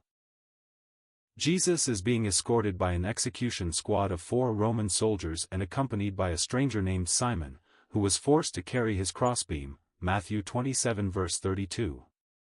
Finally, they arrive at the place of the crucifixion. We know little about the exact location of Jesus' death. The location is named Golgotha, a word referring to a skull, possibly because it was often used for this purpose. The location is visible to many people, John 19 verses 19 to 20, Matthew 27 verse 39, in keeping with Rome's use of crucifixion as a terrifying warning. In Latin manuscripts, the term was translated using the word Calvaria, from which the location has come to be called Calvary in English. This spot was certainly outside the ancient city limits. Hebrews 13 verses 11 to 12 makes a connection between Israel's animal sacrifices for sin, burned outside the camp, and Jesus' crucifixion outside the walls of Jerusalem, for the bodies of those animals whose blood is brought into the holy places by the high priest as a sacrifice for sin are burned outside the camp. So Jesus also suffered outside the gate in order to sanctify the people through his own blood. Scripture's lack of detail over the exact spot of the crucifixion is likely a deliberate choice. Humanity has a habit of idolizing physical things. 2 Kings 18 verse 4, sites traditionally associated with Jesus' birth, death, and burial already attract such attention. Verse 34 They offered him wine to drink, mixed with gall, but when he tasted it, he would not drink it. Matthew provides no detail about the process of the crucifixion itself. Some of that is decency. Crucifixion was considered so vile and hateful that it was rarely spoken of directly, or in mixed company. Likely, Matthew's original readers were all too familiar with Roman crucifixion and didn't need Matthew to diagram it for them. Roman crucifixion was one of the most painful, longest-lasting, and shameful ways a person could be killed. It was universally feared by Rome's enemies. It was so terrible that Roman citizens themselves could not be crucified unless specifically ordered to be so by Caesar. It was highly effective in deterring crime and uprisings among the conquered peoples during the time of the Roman Empire. The process was at once an act of terror, torture, and cruel precision. The victim's hands would be nailed to the crossbeam, typically just under the bones of the wrist. In some cases, the palm of the hand would be nailed, but the wrist was a more secure attachment point. Care was taken to pierce nerves and avoid blood vessels, to enhance pain and extend suffering. The crossbeam would then be hoisted onto an upright pole. The feet were nailed in place, using similar care as the hands. The knees would be slightly bent, and the victim's weight would hang entirely on those 3 points. This began a slow, excruciating process of suffocation.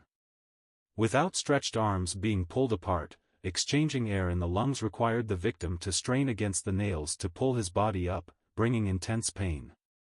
Over time, this became more and more difficult. Eventually, the prisoner simply could not take in any more air and choked to death.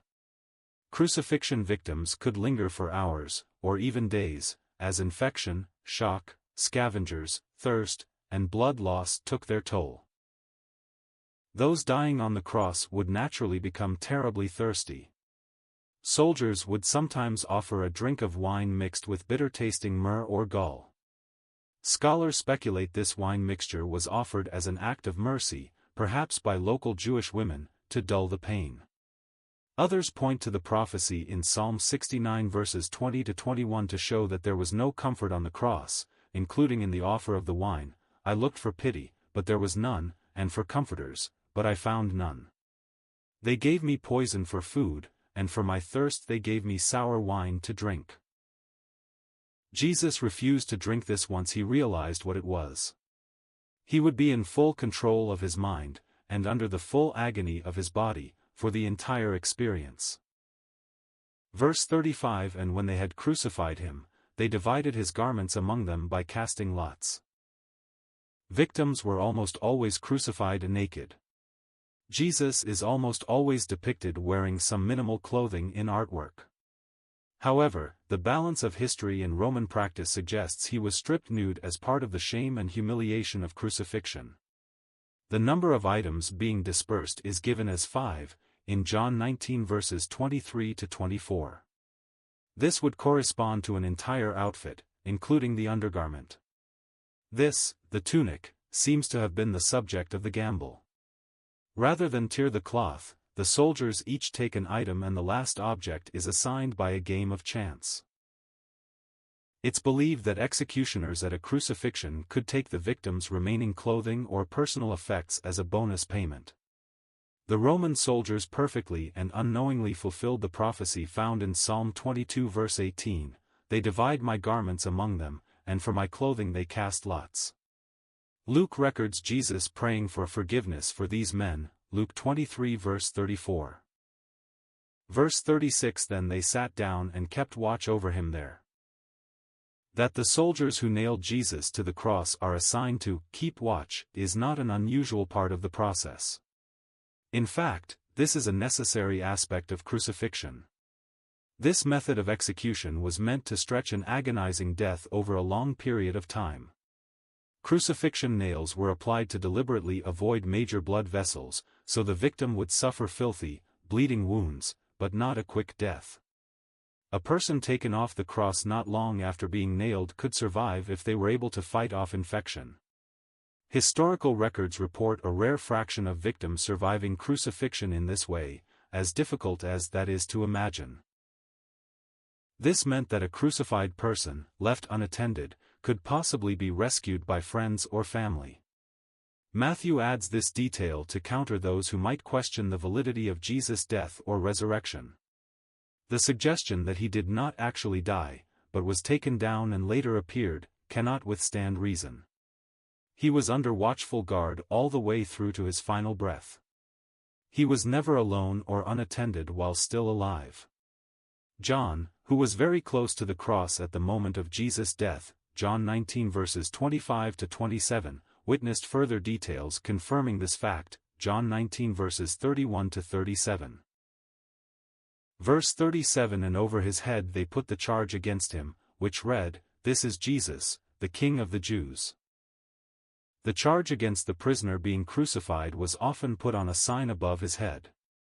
This ensured that the populace would see the price of such crimes.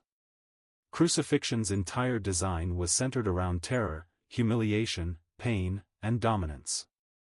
Merely ending life was not the point, its greatest benefit to Rome was as a deterrent. Hanging mutilated corpses where they could be seen sent a clear message about what happened to those who defied the empire. Pilate, as the Roman governor, may or may not have personally written down these charges. Whether that was the case with Jesus, or if Pilate wrote this by dictation is irrelevant. Pilate faced an unexpectedly difficult choice of what to write. He openly declared Jesus was innocent of the crimes for which he was accused, Luke 23 verses 4 and 14. Once he gave in to mob pressure, however, the governor shifted to focus on the idea of Jesus as a self-appointed king, John 19 verses 14 to 15. Matthew's reference to Jesus' crucifixion label was, Jesus, King of the Jews.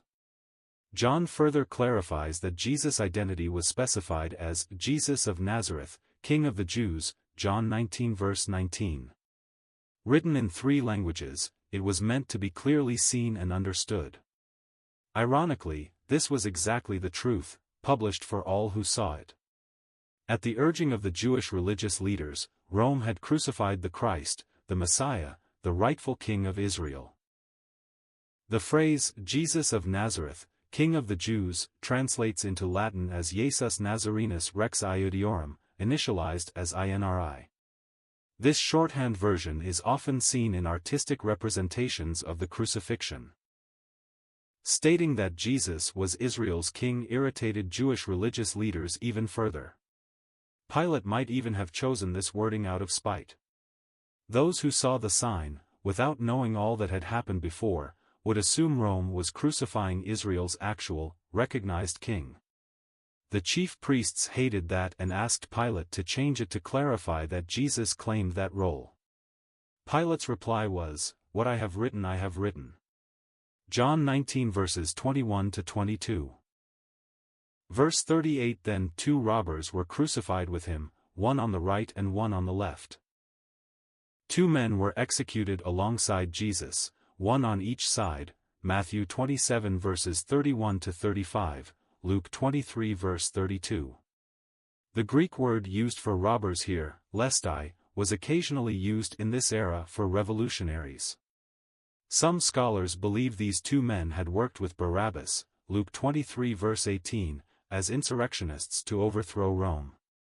It's possible the 3 crosses had been prepared for Barabbas and these two men, and Jesus had taken Barabbas' place in the last-minute switch, Matthew 27 verses 15 to 23. Other scholars see no reason to read anything else into this Greek word for robbers besides the men being common thieves. Ultimately, the exact identity of these men is irrelevant.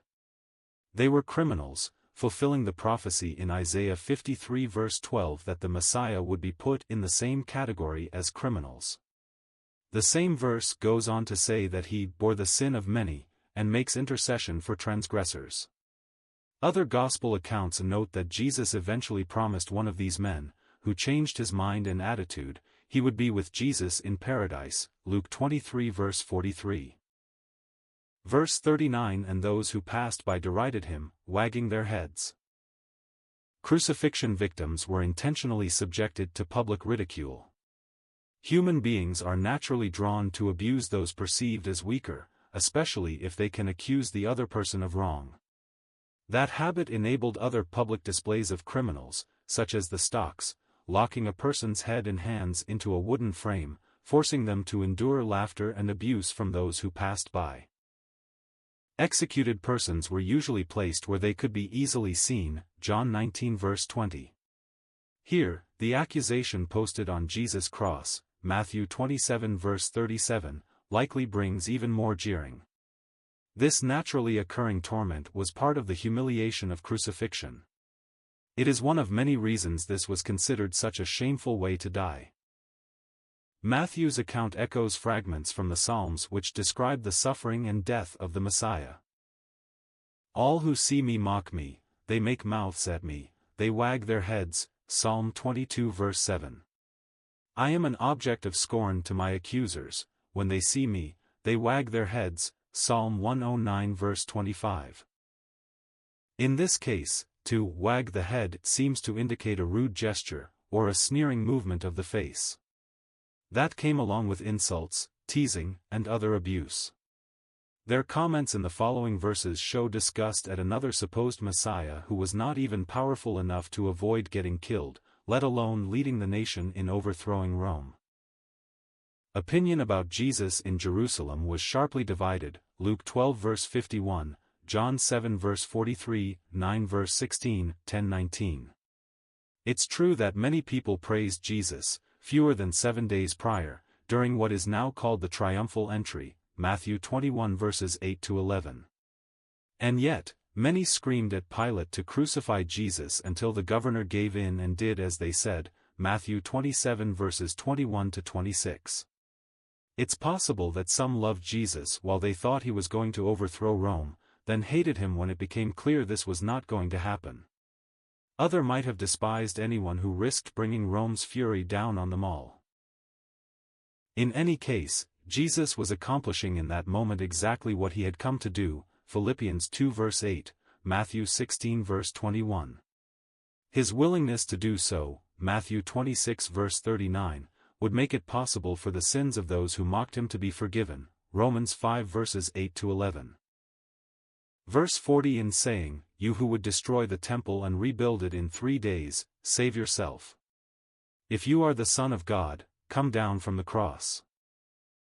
Those throwing these insults at Jesus as they walked past his cross, Matthew 27 verses 35-39, likely had no knowledge about Jesus' middle-of-the-night trial before the Sanhedrin. He had been accused there of saying that he would destroy the temple and rebuild it in 3 days, Matthew 26 verses 59-62. They were more likely aware of when Jesus made his actual statement after driving away corrupt businessmen, Matthew 21 verses 12-17, John 2 verses 13-22. John clarifies that Jesus was talking about his own body, they would destroy it, but in 3 days, he would be resurrected and make that promise true. Others refer to Jesus' claim to be the Son of God, Matthew 14 verse 43, something he had said in public, but which also came up in his sham trial the night before, Matthew 26 verse 63.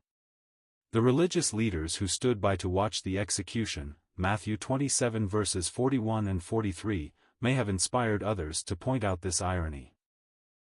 Strikingly, some of Jesus' roadside mockers also used the same basic approach taken by Satan while tempting Jesus in the wilderness. Satan said, "If you are the Son of God, command these stones to become loaves of bread," Matthew 4 verse 3, and, "If you are the Son of God, throw yourself down," Matthew 4 verse 6. Now those who taunt Jesus on the cross offer the same temptation, "If you are the Son of God, come down from the cross." How fearsome it would have been if Jesus had suddenly used his power to miraculously revive himself, come off the cross, and strike down his enemies. Modern readers should be awed by his powers of self-control, in submission to the Father, not to do that, Matthew 26 verses 53 to 54. His purpose was to make complete God's plan for bringing salvation to all people, Philippians 2 verse 8. Verse 41. So also the chief priests, with the scribes and elders, mocked him, saying. Matthew pictures a parade of mockers walking past the cross and hurling insults at Jesus, Matthew 27 verses 35 to 40. Some might have been random travelers coming and going from the city, John 19 verse 20.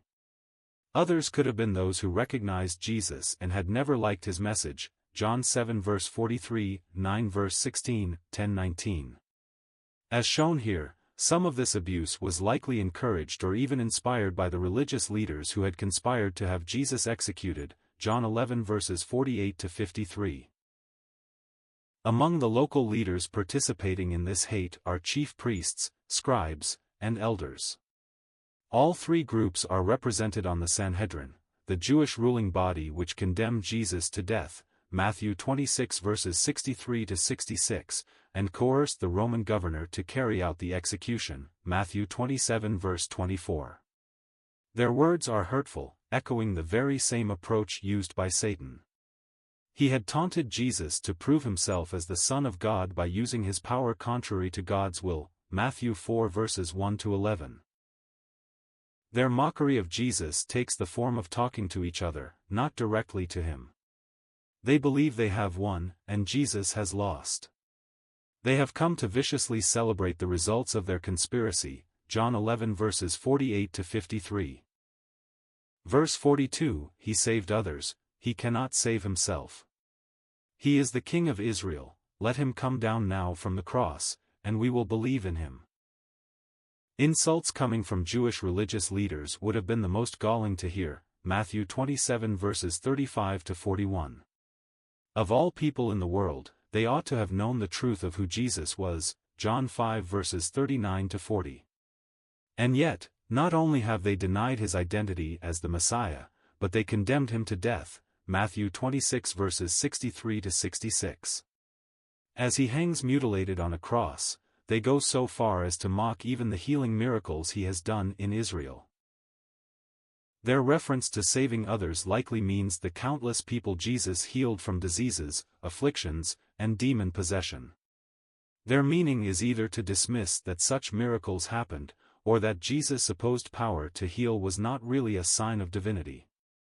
These acts were impossible to deny, however, since so many people saw them take place, including many of the religious leaders themselves, John 11 verses 45 to 46, Matthew 9 verses 1 to 8. These men saw Jesus' benevolent displays of God's power as threats to their own meager power. These Jewish religious leaders are making light of their lack of faith in Jesus as the King of Israel. They sarcastically claim if he would come down from the cross, they would believe in him. Given their rejection of prior miracles and other evidence, even that is unlikely, John 5 verses 39 to 40. Their use of language is ironic. By not saving himself from the cross, Jesus is saving many others from their sins, Matthew 26 verses 53 to 54, Romans 5 verse 19, 2 Corinthians 5 verse 21. Matthew made it clear from the beginning of his book that this is what Jesus came to do. She will bear a son, and you shall call his name Jesus, for he will save his people from their sins, Matthew 1 verse 21. The Hebrew name Yeshua, Isis in Greek, or Jesus in English, literally means, "The Lord is salvation."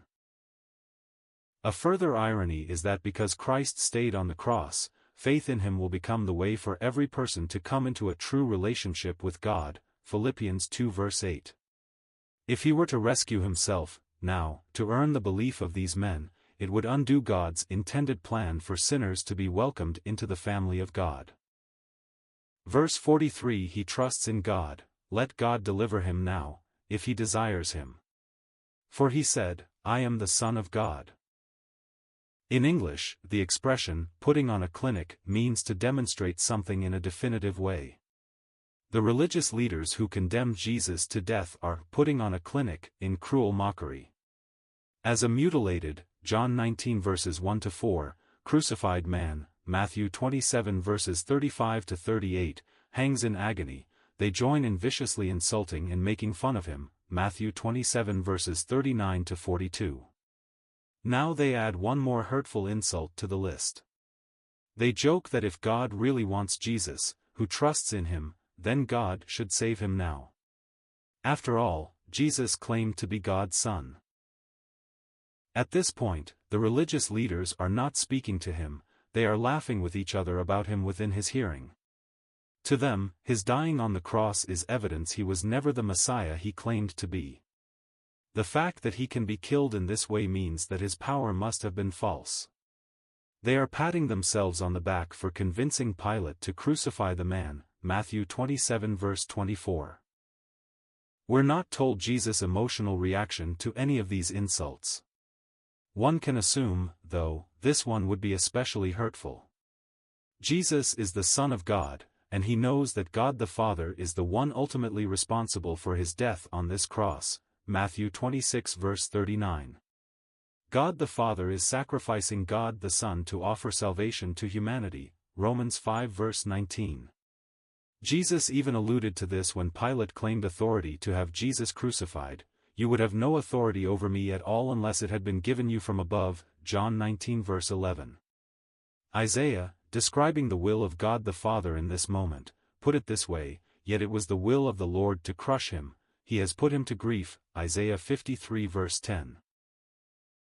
Jesus is dying on the cross by his own choice and in submission to the will of God the Father. In some impossible to understand way, there is at least a feeling of separation between him and the Father, as he is being crushed, which would have been devastating. Jesus will soon cry out, my God, why have you forsaken me? Matthew 27 verse 46. Verse 44. And the robbers who were crucified with him also reviled him in the same way. Matthew has described the mockery of the crowds and the religious leaders as they pass by Jesus dying on the cross, Matthew 27 verses 35-43. Their insults have a certain internal logic. If someone was truly the Son of God, why would he be so easily killed on a Roman cross? The idea of a sacrificial death is one they have not considered, so the only conclusion they have is that Jesus is not truly the Messiah. Nobody approaching the issue from their perspective could imagine the Son of God would willingly die on a Roman cross to pay for the sins of the world. A detail given here highlights how ridiculous Jesus' claims must have seemed to his opponents. Even the criminals on either side of Jesus, men at that very moment dying in terrible agony, mocked him in the same way as the observers. Luke shows one of these men later repented and acknowledged who Jesus was. Do you not fear God, since you are under the same sentence of condemnation? And we indeed justly, for we are receiving the due reward of our deeds, but this man has done nothing wrong. Jesus, remember me when you come into your kingdom, Luke 23 verses 40-42. And Jesus did. Context summary. Matthew 27 verses 32-44 describes Jesus' march to the cross, aided by a man named Simon of Cyrene. Jesus is offered a numbing, bitter wine, but refuses it, and is nailed to the cross. Soldiers gamble for his clothes. A somewhat sarcastic sign above him reads, "The King of the Jews." Observers, including several Jewish religious leaders, mock Jesus for not being able to save himself. Even the criminals being executed on either side of Jesus insult him. Mark 15 verses 20 to 32, Luke 23 verses 36 to 43, and John 19 verses 16 to 27 cover this same process. Verse 45 Now from the 6th hour there was darkness over all the land until the 9th hour. In Jewish scriptures, darkness symbolizes God's judgment or great tragedy. In this case, it represents both. The prophet Amos delivered these words from God to Israel, and on that day, declares the Lord God, I will make the sun go down at noon and darken the earth in broad daylight, Amos 8 verse 9. In a similar way, God used a plague of oppressive, 3-day darkness in Egypt to communicate his power and judgment against Israel's enemy, Exodus 10 verses 21 to 23. As the Son of God hangs on a Roman cross, dying for the sins of humanity, a sudden darkness falls over the land of Israel. The one being judged is Jesus himself. He suffers the consequence for sins he never committed, Romans 5 verses 18 to 21, 2 Corinthians 5 verse 21. Commenters speculated about what might have caused the darkness, though conventional explanations don't seem to work. A natural eclipse of the sun is physically impossible near a full moon, as would have been the case close to Passover. No mention is made of clouds, fog, or other obvious weather issues. This is simply darkness. Whatever mechanism was involved, God brought it about. Roman time was aligned differently from that of Israel. Roman hours, as in most modern calendars, began at noon and midnight, while Jewish hours typically ran from the approximate hours of sunrise and sunset, 6 a.m. and p.m. According to Jewish reckoning, then, this darkness lasted from noon until 3 p.m. John's account only indicates that Jesus was brought to Pilate's place of official judgment around the 6th hour. Many believe John was using the Roman time system, implying that event happened at 6 a.m. Verse 46 And about the 9th hour Jesus cried out with a loud voice, saying, Eli, Eli, lema sabachthani, that is, my God, why have you forsaken me? No mention is made of how those who mocked Jesus while he hung on the cross, Matthew 27 verses 35 to 44, reacted as unnatural darkness fell over Israel. Did they see in that darkness the hand of God responding to this execution? Were they at all humbled by it? Did they stop speaking, or leave? We don't know for sure since those details are not given. The darkness ends, though, at about the time Jesus cries out in a loud voice, speaking Aramaic, Eli, Eli, lema sabachthani? This is the first verse of Psalm 22, which has many references connected to the crucifixion. Some believe Jesus is once again declaring how his experience is part of prophecy, Matthew 16 verse 21, 26:53-54. Others note that those words mean, my God, why have you forsaken me? That's a heartbreaking cry to hear coming from the Son of God. Human understanding is necessarily limited when it comes to God's exact nature, Isaiah 55 verses 8 to 9.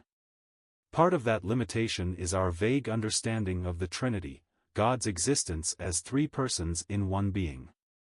Also incomprehensible is exactly how God's infinite knowledge and power were limited in his incarnation, John 1 verse 14.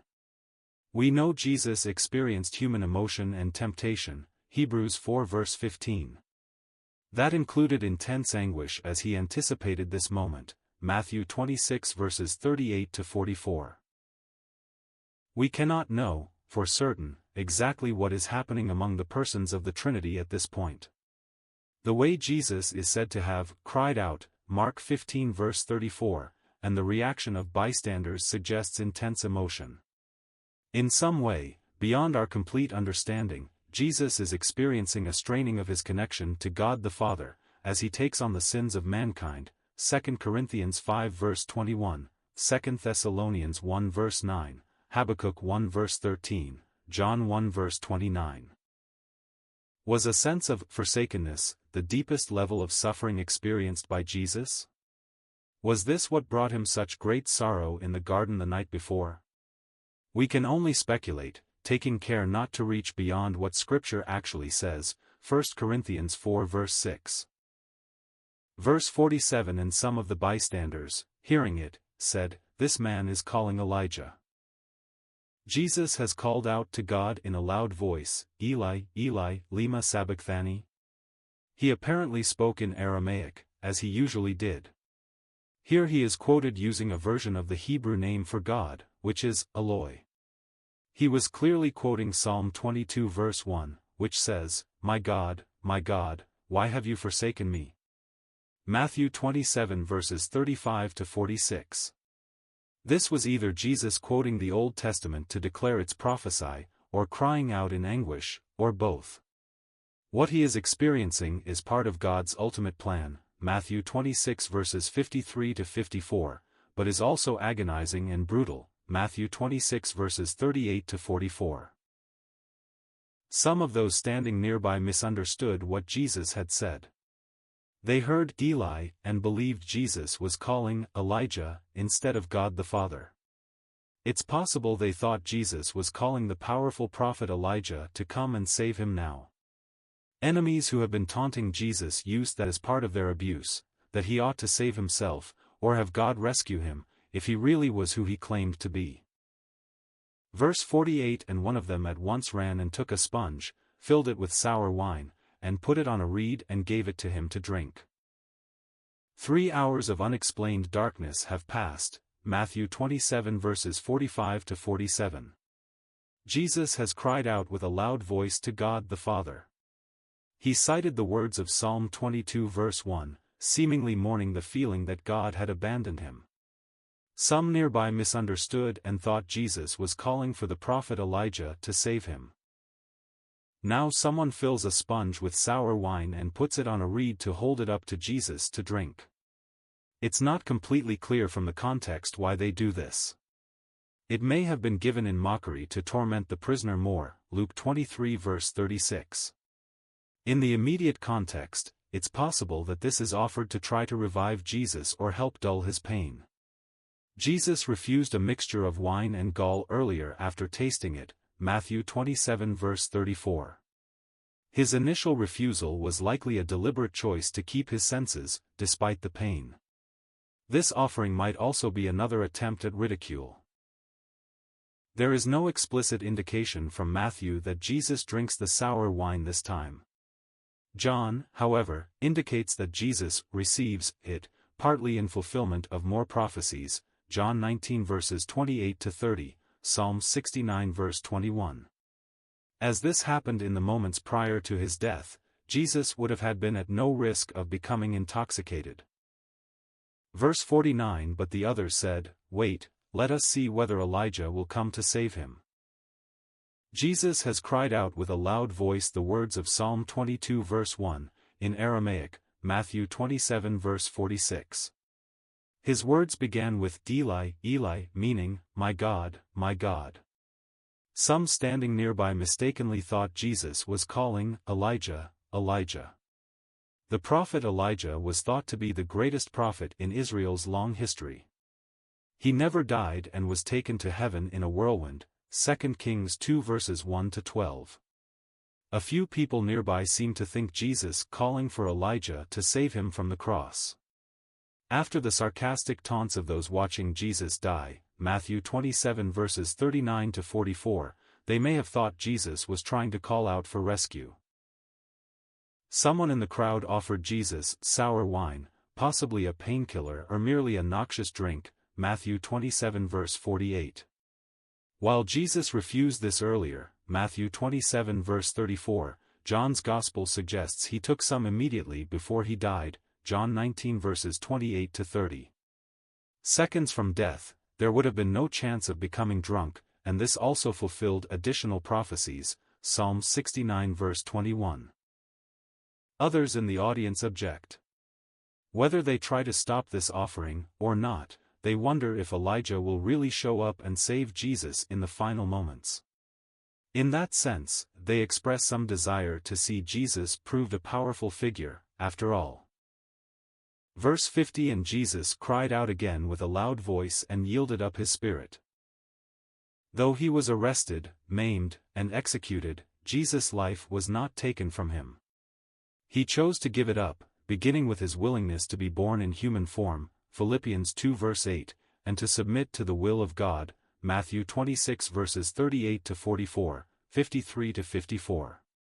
He consciously chose to arrive at this moment, John 10 verses 17 to 18. Jesus has fulfilled his mission as he described it to the disciples in Matthew 20 verse 28, even as the Son of Man came not to be served but to serve, and to give his life as a ransom for many. John notes that Jesus cries out, "It is finished," declaring this truth before he dies. He has completed the full task he had been given by the Father. He has submitted to the arrest, the trials, the beatings, the mockery, and the extended execution. Beyond all of that, he has suffered through the 3 hours of darkness, some sense of being forsaken, and the crushing weight of humanity's sin. The requirements have all been satisfied, Matthew 27 verses 35 to 49. The phrasing used here is like that of John, who also describes Jesus' death as a deliberate act of will, John 19 verse 30. In other words, Jesus releases his life from his body. The Son of God is dead. Verse 51 And behold, the curtain of the temple was torn in two, from top to bottom. And the earth shook, and the rocks were split.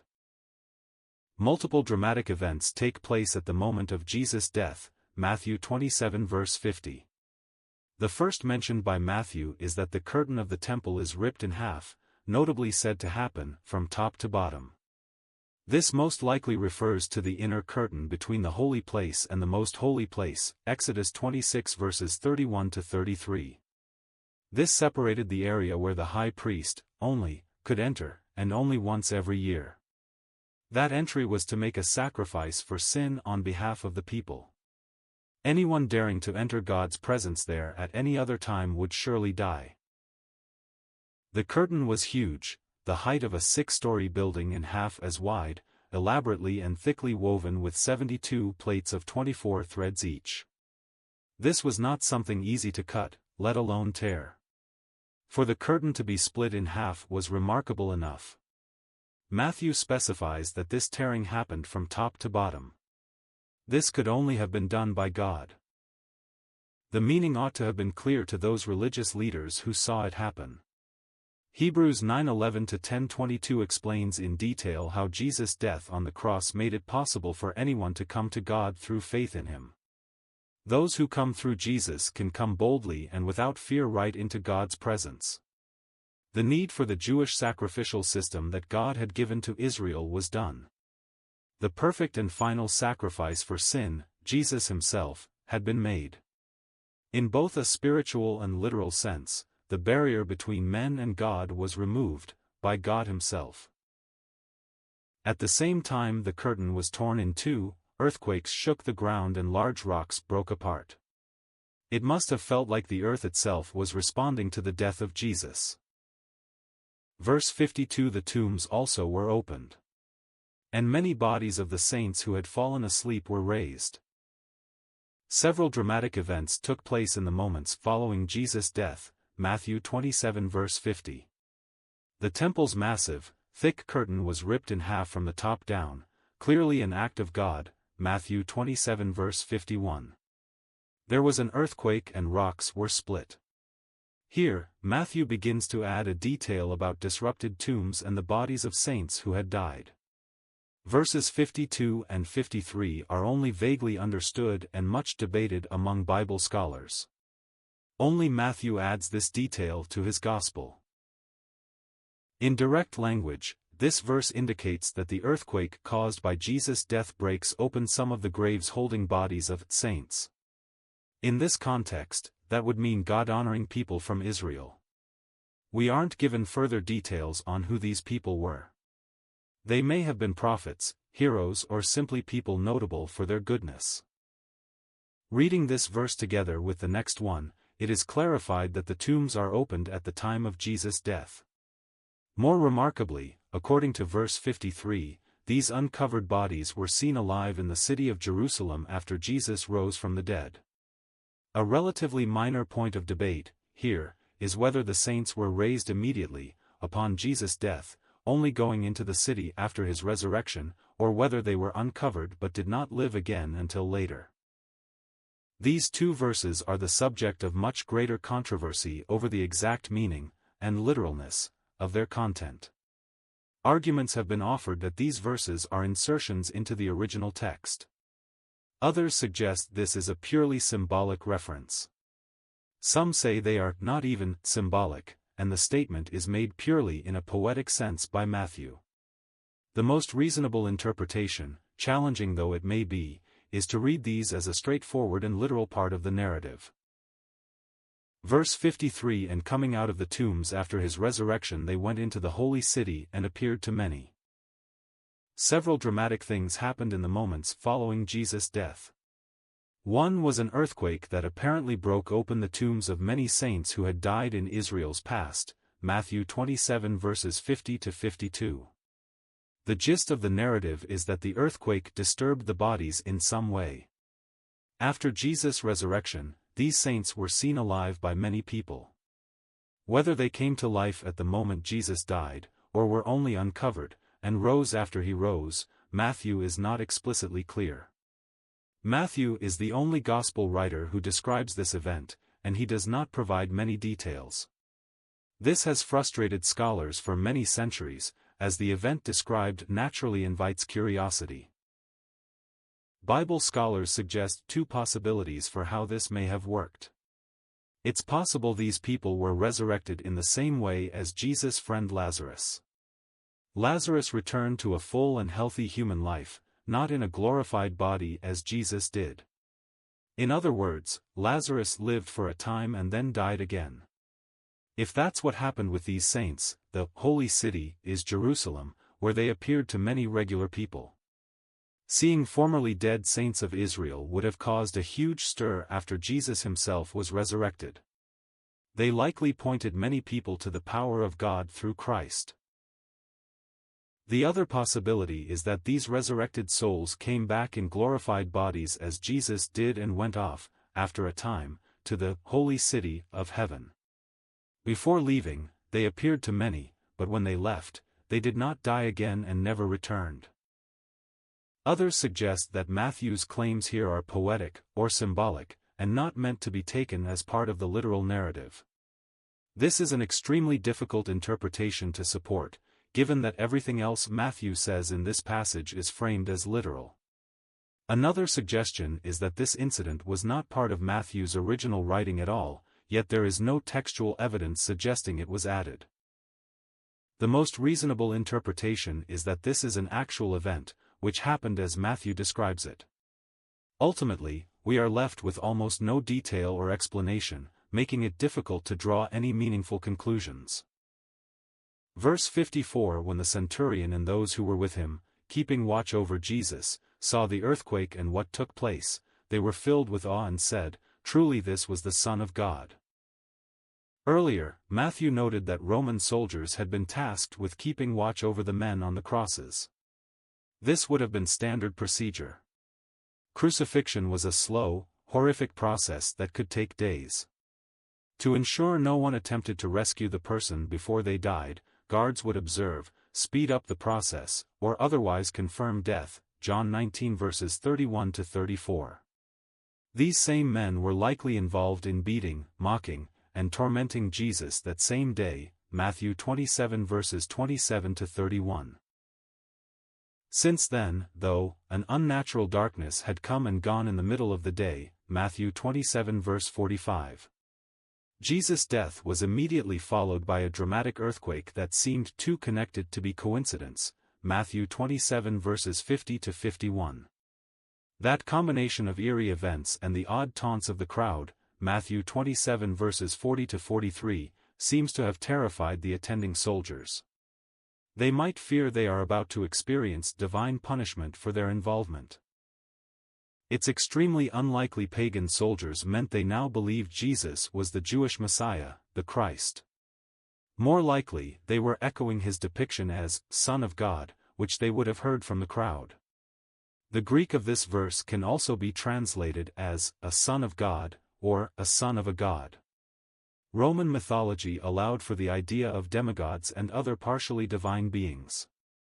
Pilate also expressed fear when he heard Jesus associated with this idea, John 19 verses 7-8.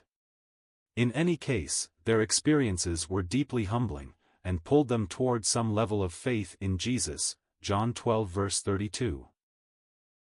Verse 55. There were also many women there, looking on from a distance, who had followed Jesus from Galilee, ministering to him. Matthew turns from the reaction of the Roman soldiers after Jesus' death, Matthew 27 verses 50-54, to a group of women standing nearby. They have stayed near enough so that they can witness Jesus' death when the time comes. Now they have seen it, along with the dramatic earthquake that followed it. These women are familiar friends and parents of Jesus and his disciples. They, too, are from Galilee and have spent much of the last 3 years traveling with the group, when appropriate, to help care for Jesus and the others. Matthew provides a list of their names in the following verse. John, also, explains those who were nearest to Christ at the moment of his death, John 19 verses 25-27. What's also interesting is who Matthew does not show standing nearby when Jesus died. None of the disciples are pictured, and only John's Gospel indicates that even one of the men are anywhere near the scene. Most are apparently still in hiding, Matthew 26 verse 56, since it would be so dangerous to be captured as one of Jesus' disciples, John 20 verse 19. Verse 56. Among whom were Mary Magdalene and Mary the mother of James and Joseph and the mother of the sons of Zebedee. A small group of women were standing some distance away from the cross when Jesus died. These are women who had followed Jesus from Galilee and had ministered to or served him during his travels.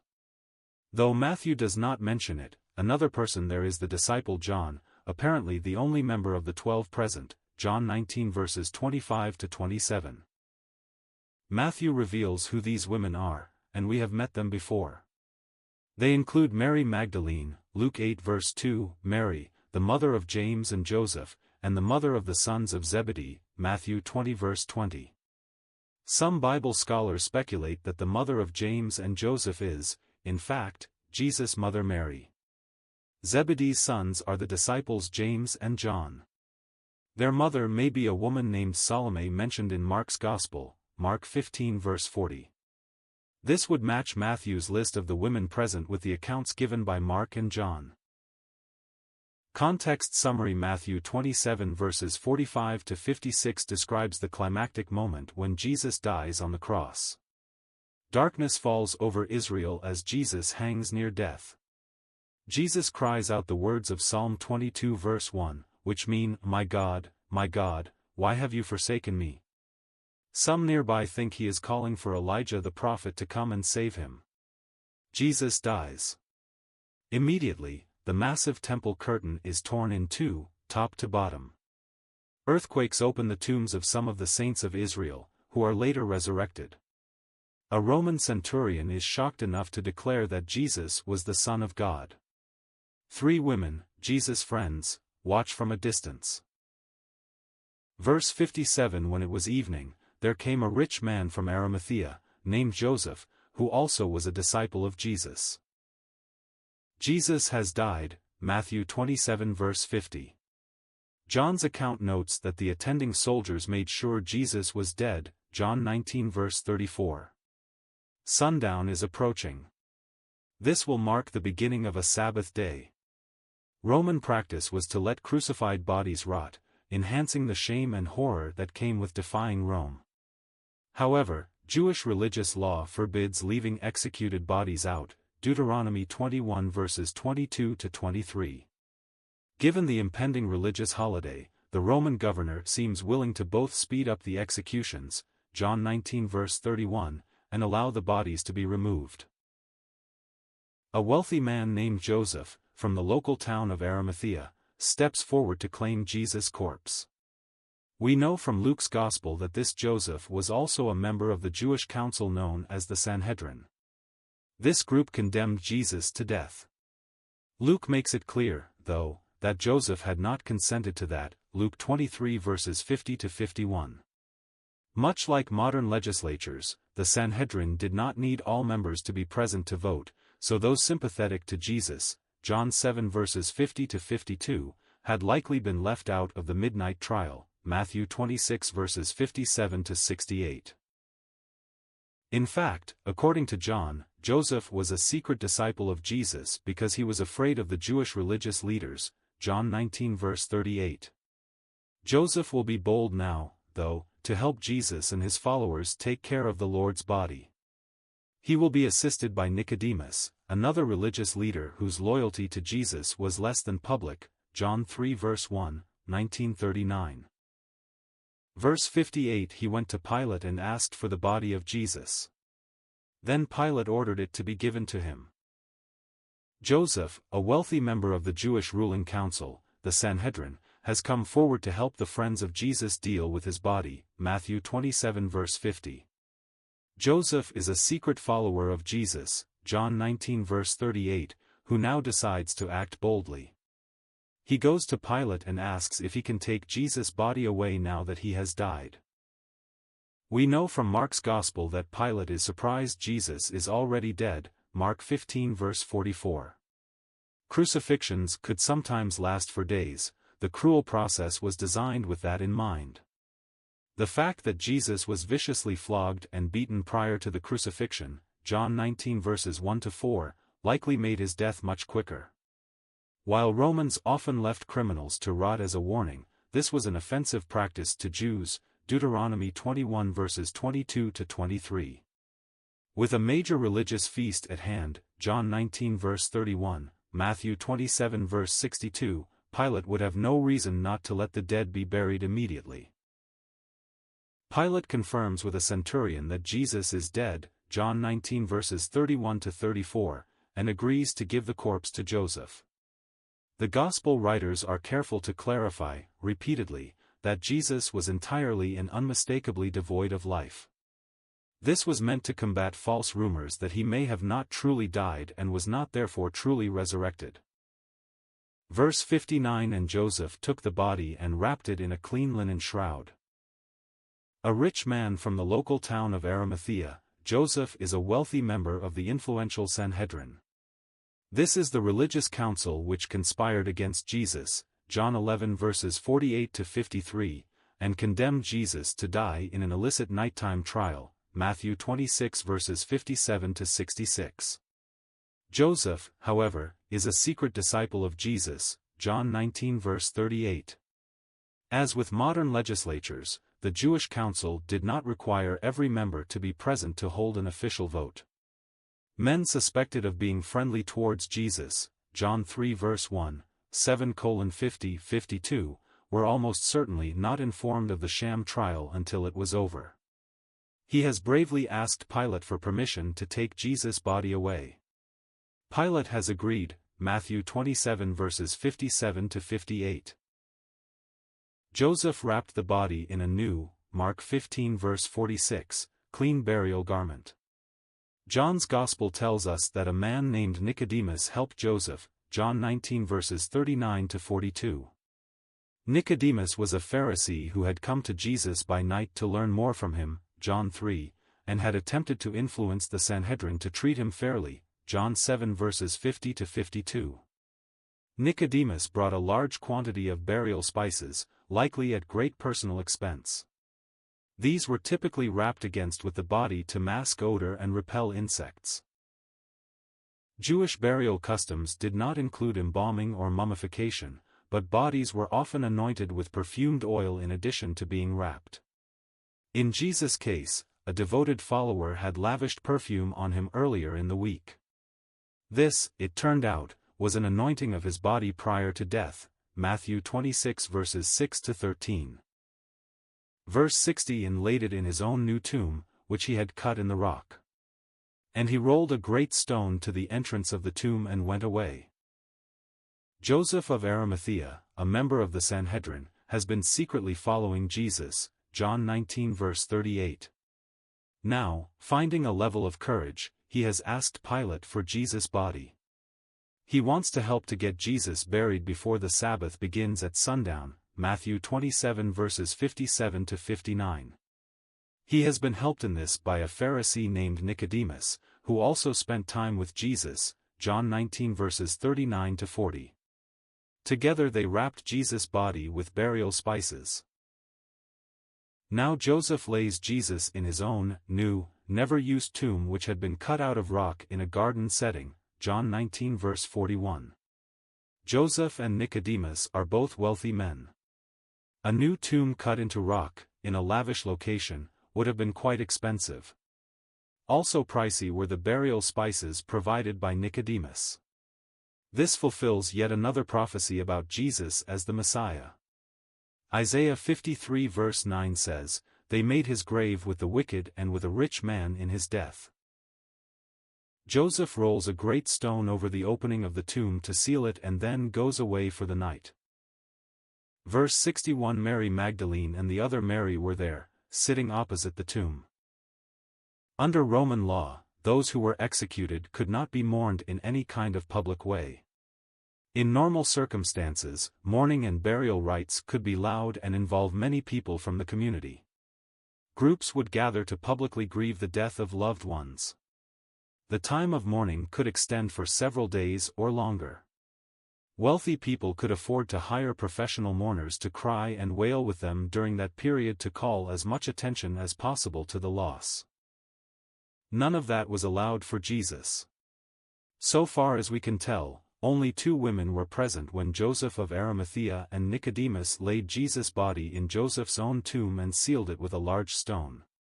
Mary Magdalene and another Mary, who Mark specifies as the mother of Joses, Mark 15 verses 40 and 47, sat quietly opposite the tomb and watched.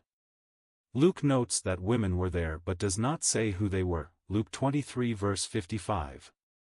They now knew where Jesus was buried and planned to return after the Sabbath with more burial spices and ointments for the body, Luke 23 verse 56. Verse 62 The next day, that is, after the day of preparation, the chief priests and the Pharisees gathered before Pilate. Jesus' body has been hastily wrapped in a linen shroud with some spices and laid out in a brand new tomb belonging to Joseph of Arimathea, Matthew 27 verses 57 to 61. Mary Magdalene and Mary the mother of Joses, Mark 15 verses 40 and 47, saw where Jesus was buried. They planned to return on Sunday morning, after the Sabbath, to add burial spices and ointments to the body. Matthew refers to the current day, somewhat awkwardly, as the day after the day of preparation. The day of preparation for the Sabbath was Friday, so now it is Saturday. Some Jewish priests and Pharisees have come to see Pilate once again. Given the outrageous uproar which happened on the prior day, Matthew 27 verse 24, Pilate is likely not happy to see them, or especially interested in their concerns. However, these men are worried that someone will steal Jesus' body. This would make it easier to claim he has been raised from the dead, making him a potent symbol for those who resisted either Rome or Jerusalem's leaders. That danger, apparently, will be enough for Pilate to agree to keep an eye on the grave for a few days, Matthew 27 verses 63 to 66. Verse 63 And said, Sir, we remember how that impostor said, while he was still alive, after 3 days I will rise. Some of the chief priests and Pharisees have come to see Pilate on Saturday, the Sabbath day. From their perspective, they have succeeded in protecting themselves and the people from a false Messiah, John 11 verses 48 to 53. They were able to illicitly convict Jesus of blasphemy, Matthew 26 verses 57 to 68, condemned to death, and crucified by the Romans, Matthew 27 verse 24. Some of them likely saw him die with their own eyes, Matthew 27 verses 39 to 43. As religious leaders, however, these men understand the power of symbols. They want to be sure that not only is Jesus dead, but that everything he stood for is clearly refuted. That includes avoiding any possible deceptions or changes to the claims made about Jesus. They remind the Roman governor that Jesus said he would rise from the dead after 3 days, John 2 verses 19 to 22. They do not believe, of course, that this will happen. They are worried that someone will steal the corpse and try to make it look like it has happened. That possibility, it seems, is enough to convince Pontius Pilate to seal and guard the tomb, for a brief time, Matthew 27 verses 64 to 66. Verse 64 Therefore order the tomb to be made secure until the third day, lest his disciples go and steal him away and tell the people, he has risen from the dead, and the last fraud will be worse than the first. Jerusalem's religious leaders are worried that Jesus' disciples might continue to tell people he is the Messiah. Even though Jesus is dead, Matthew 27 verse 50, they remember hearing Jesus say he would rise from the dead after 3 days, John 2 verses 19 to 22. Their concern is that his followers will steal the body and then go around telling everyone Jesus is alive. The priests and scribes insist such fraud would cause even more problems than would a still living Jesus. The Pharisees and priests know it is impossible to crucify someone who is already dead. It's also not possible to persecute a person who exists only in the minds of his followers. They could not reveal a ghost to be an impostor. How could they argue with a false resurrection if there is no body? Their plan is to ask the Roman government to officially seal the tomb and guard it. That will make it secure from any tampering and retain Jesus' body as proof that he was false, Matthew 27 verses 62 to 63. Though Pilate is hardly interested in religious squabbles, John 18 verses 29 to 31, he will recognize the danger and agree to post a guard, Matthew 27 verses 65 to 66. Verse 65 Pilate said to them, You have a guard of soldiers. Go, make it as secure as you can. Some of the chief priests and Pharisees have come to Pilate to make one more request about the false Messiah Jesus. They know he claimed the ability to rise from the dead after 3 days, John 2 verses 19 to 22. They don't believe this, of course. However, they are worried his followers may steal the body and then tell everyone Jesus has been resurrected. How could they fight that fraud once it got started? If the body were simply to go missing, the lie would be harder to refute, Matthew 27 verses 62 to 64. Pilate seems to recognize the danger of such an event. His statement of, You have a guard of soldiers, can also be translated as, You may have a guard, or, take a guard. At the same time, he's not likely interested in using any of his own men for a relatively easy task. The Roman soldiers who will watch over Jesus' grave site are likely those already assigned to duty near the temple in Jerusalem. The religious leaders are, most likely, being given permission to reassign those men to Jesus' grave site. He tells the Jewish religious leaders to do whatever they can to make the location secure. That will include placing a seal on the rock, Matthew 27 verse 60, warning against tampering, as well as having the guards observe the area. Verse 66 So they went and made the tomb secure by sealing the stone and setting a guard. With official permission from Pilate, the governor, Jewish religious leaders take one more step to destroy Jesus' legacy, Matthew 27 verses 62 to 65. They go to Jesus' tomb, make sure his body is still inside, and then seal the crypt. The tomb already has a heavy stone door, Matthew 27 verse 60, which would have kept animals and casual thieves away. To make sure it cannot be secretly opened, they add a seal. This was probably a cord attached to the door and walls, held on by wax stamped with some kind of signet. Further, there will be men there to watch the grave and keep Jesus' disciples away. The guards are likely Roman soldiers normally assigned to security for the city temple. With these steps, Jewish religious leaders have done all they can to keep Jesus' followers from stealing his body. This, they believe, will eliminate any possibility that his followers can claim he has been raised from the dead, John 2 verses 19 to 22. The fantastic irony of their efforts, however, will be revealed shortly. All they have done is rule out fraud and theft as explanations for an empty tomb. They have unknowingly added further proof that Jesus Christ did, in fact, return from death in a supernatural miracle, Matthew 28 verses 4 to 7. Context summary: Matthew 27 verses 57 to 66 describes Jesus' burial and the watch placed over his tomb. Joseph of Arimathea, a wealthy follower of Jesus, asks for Jesus' body. Pilate agrees.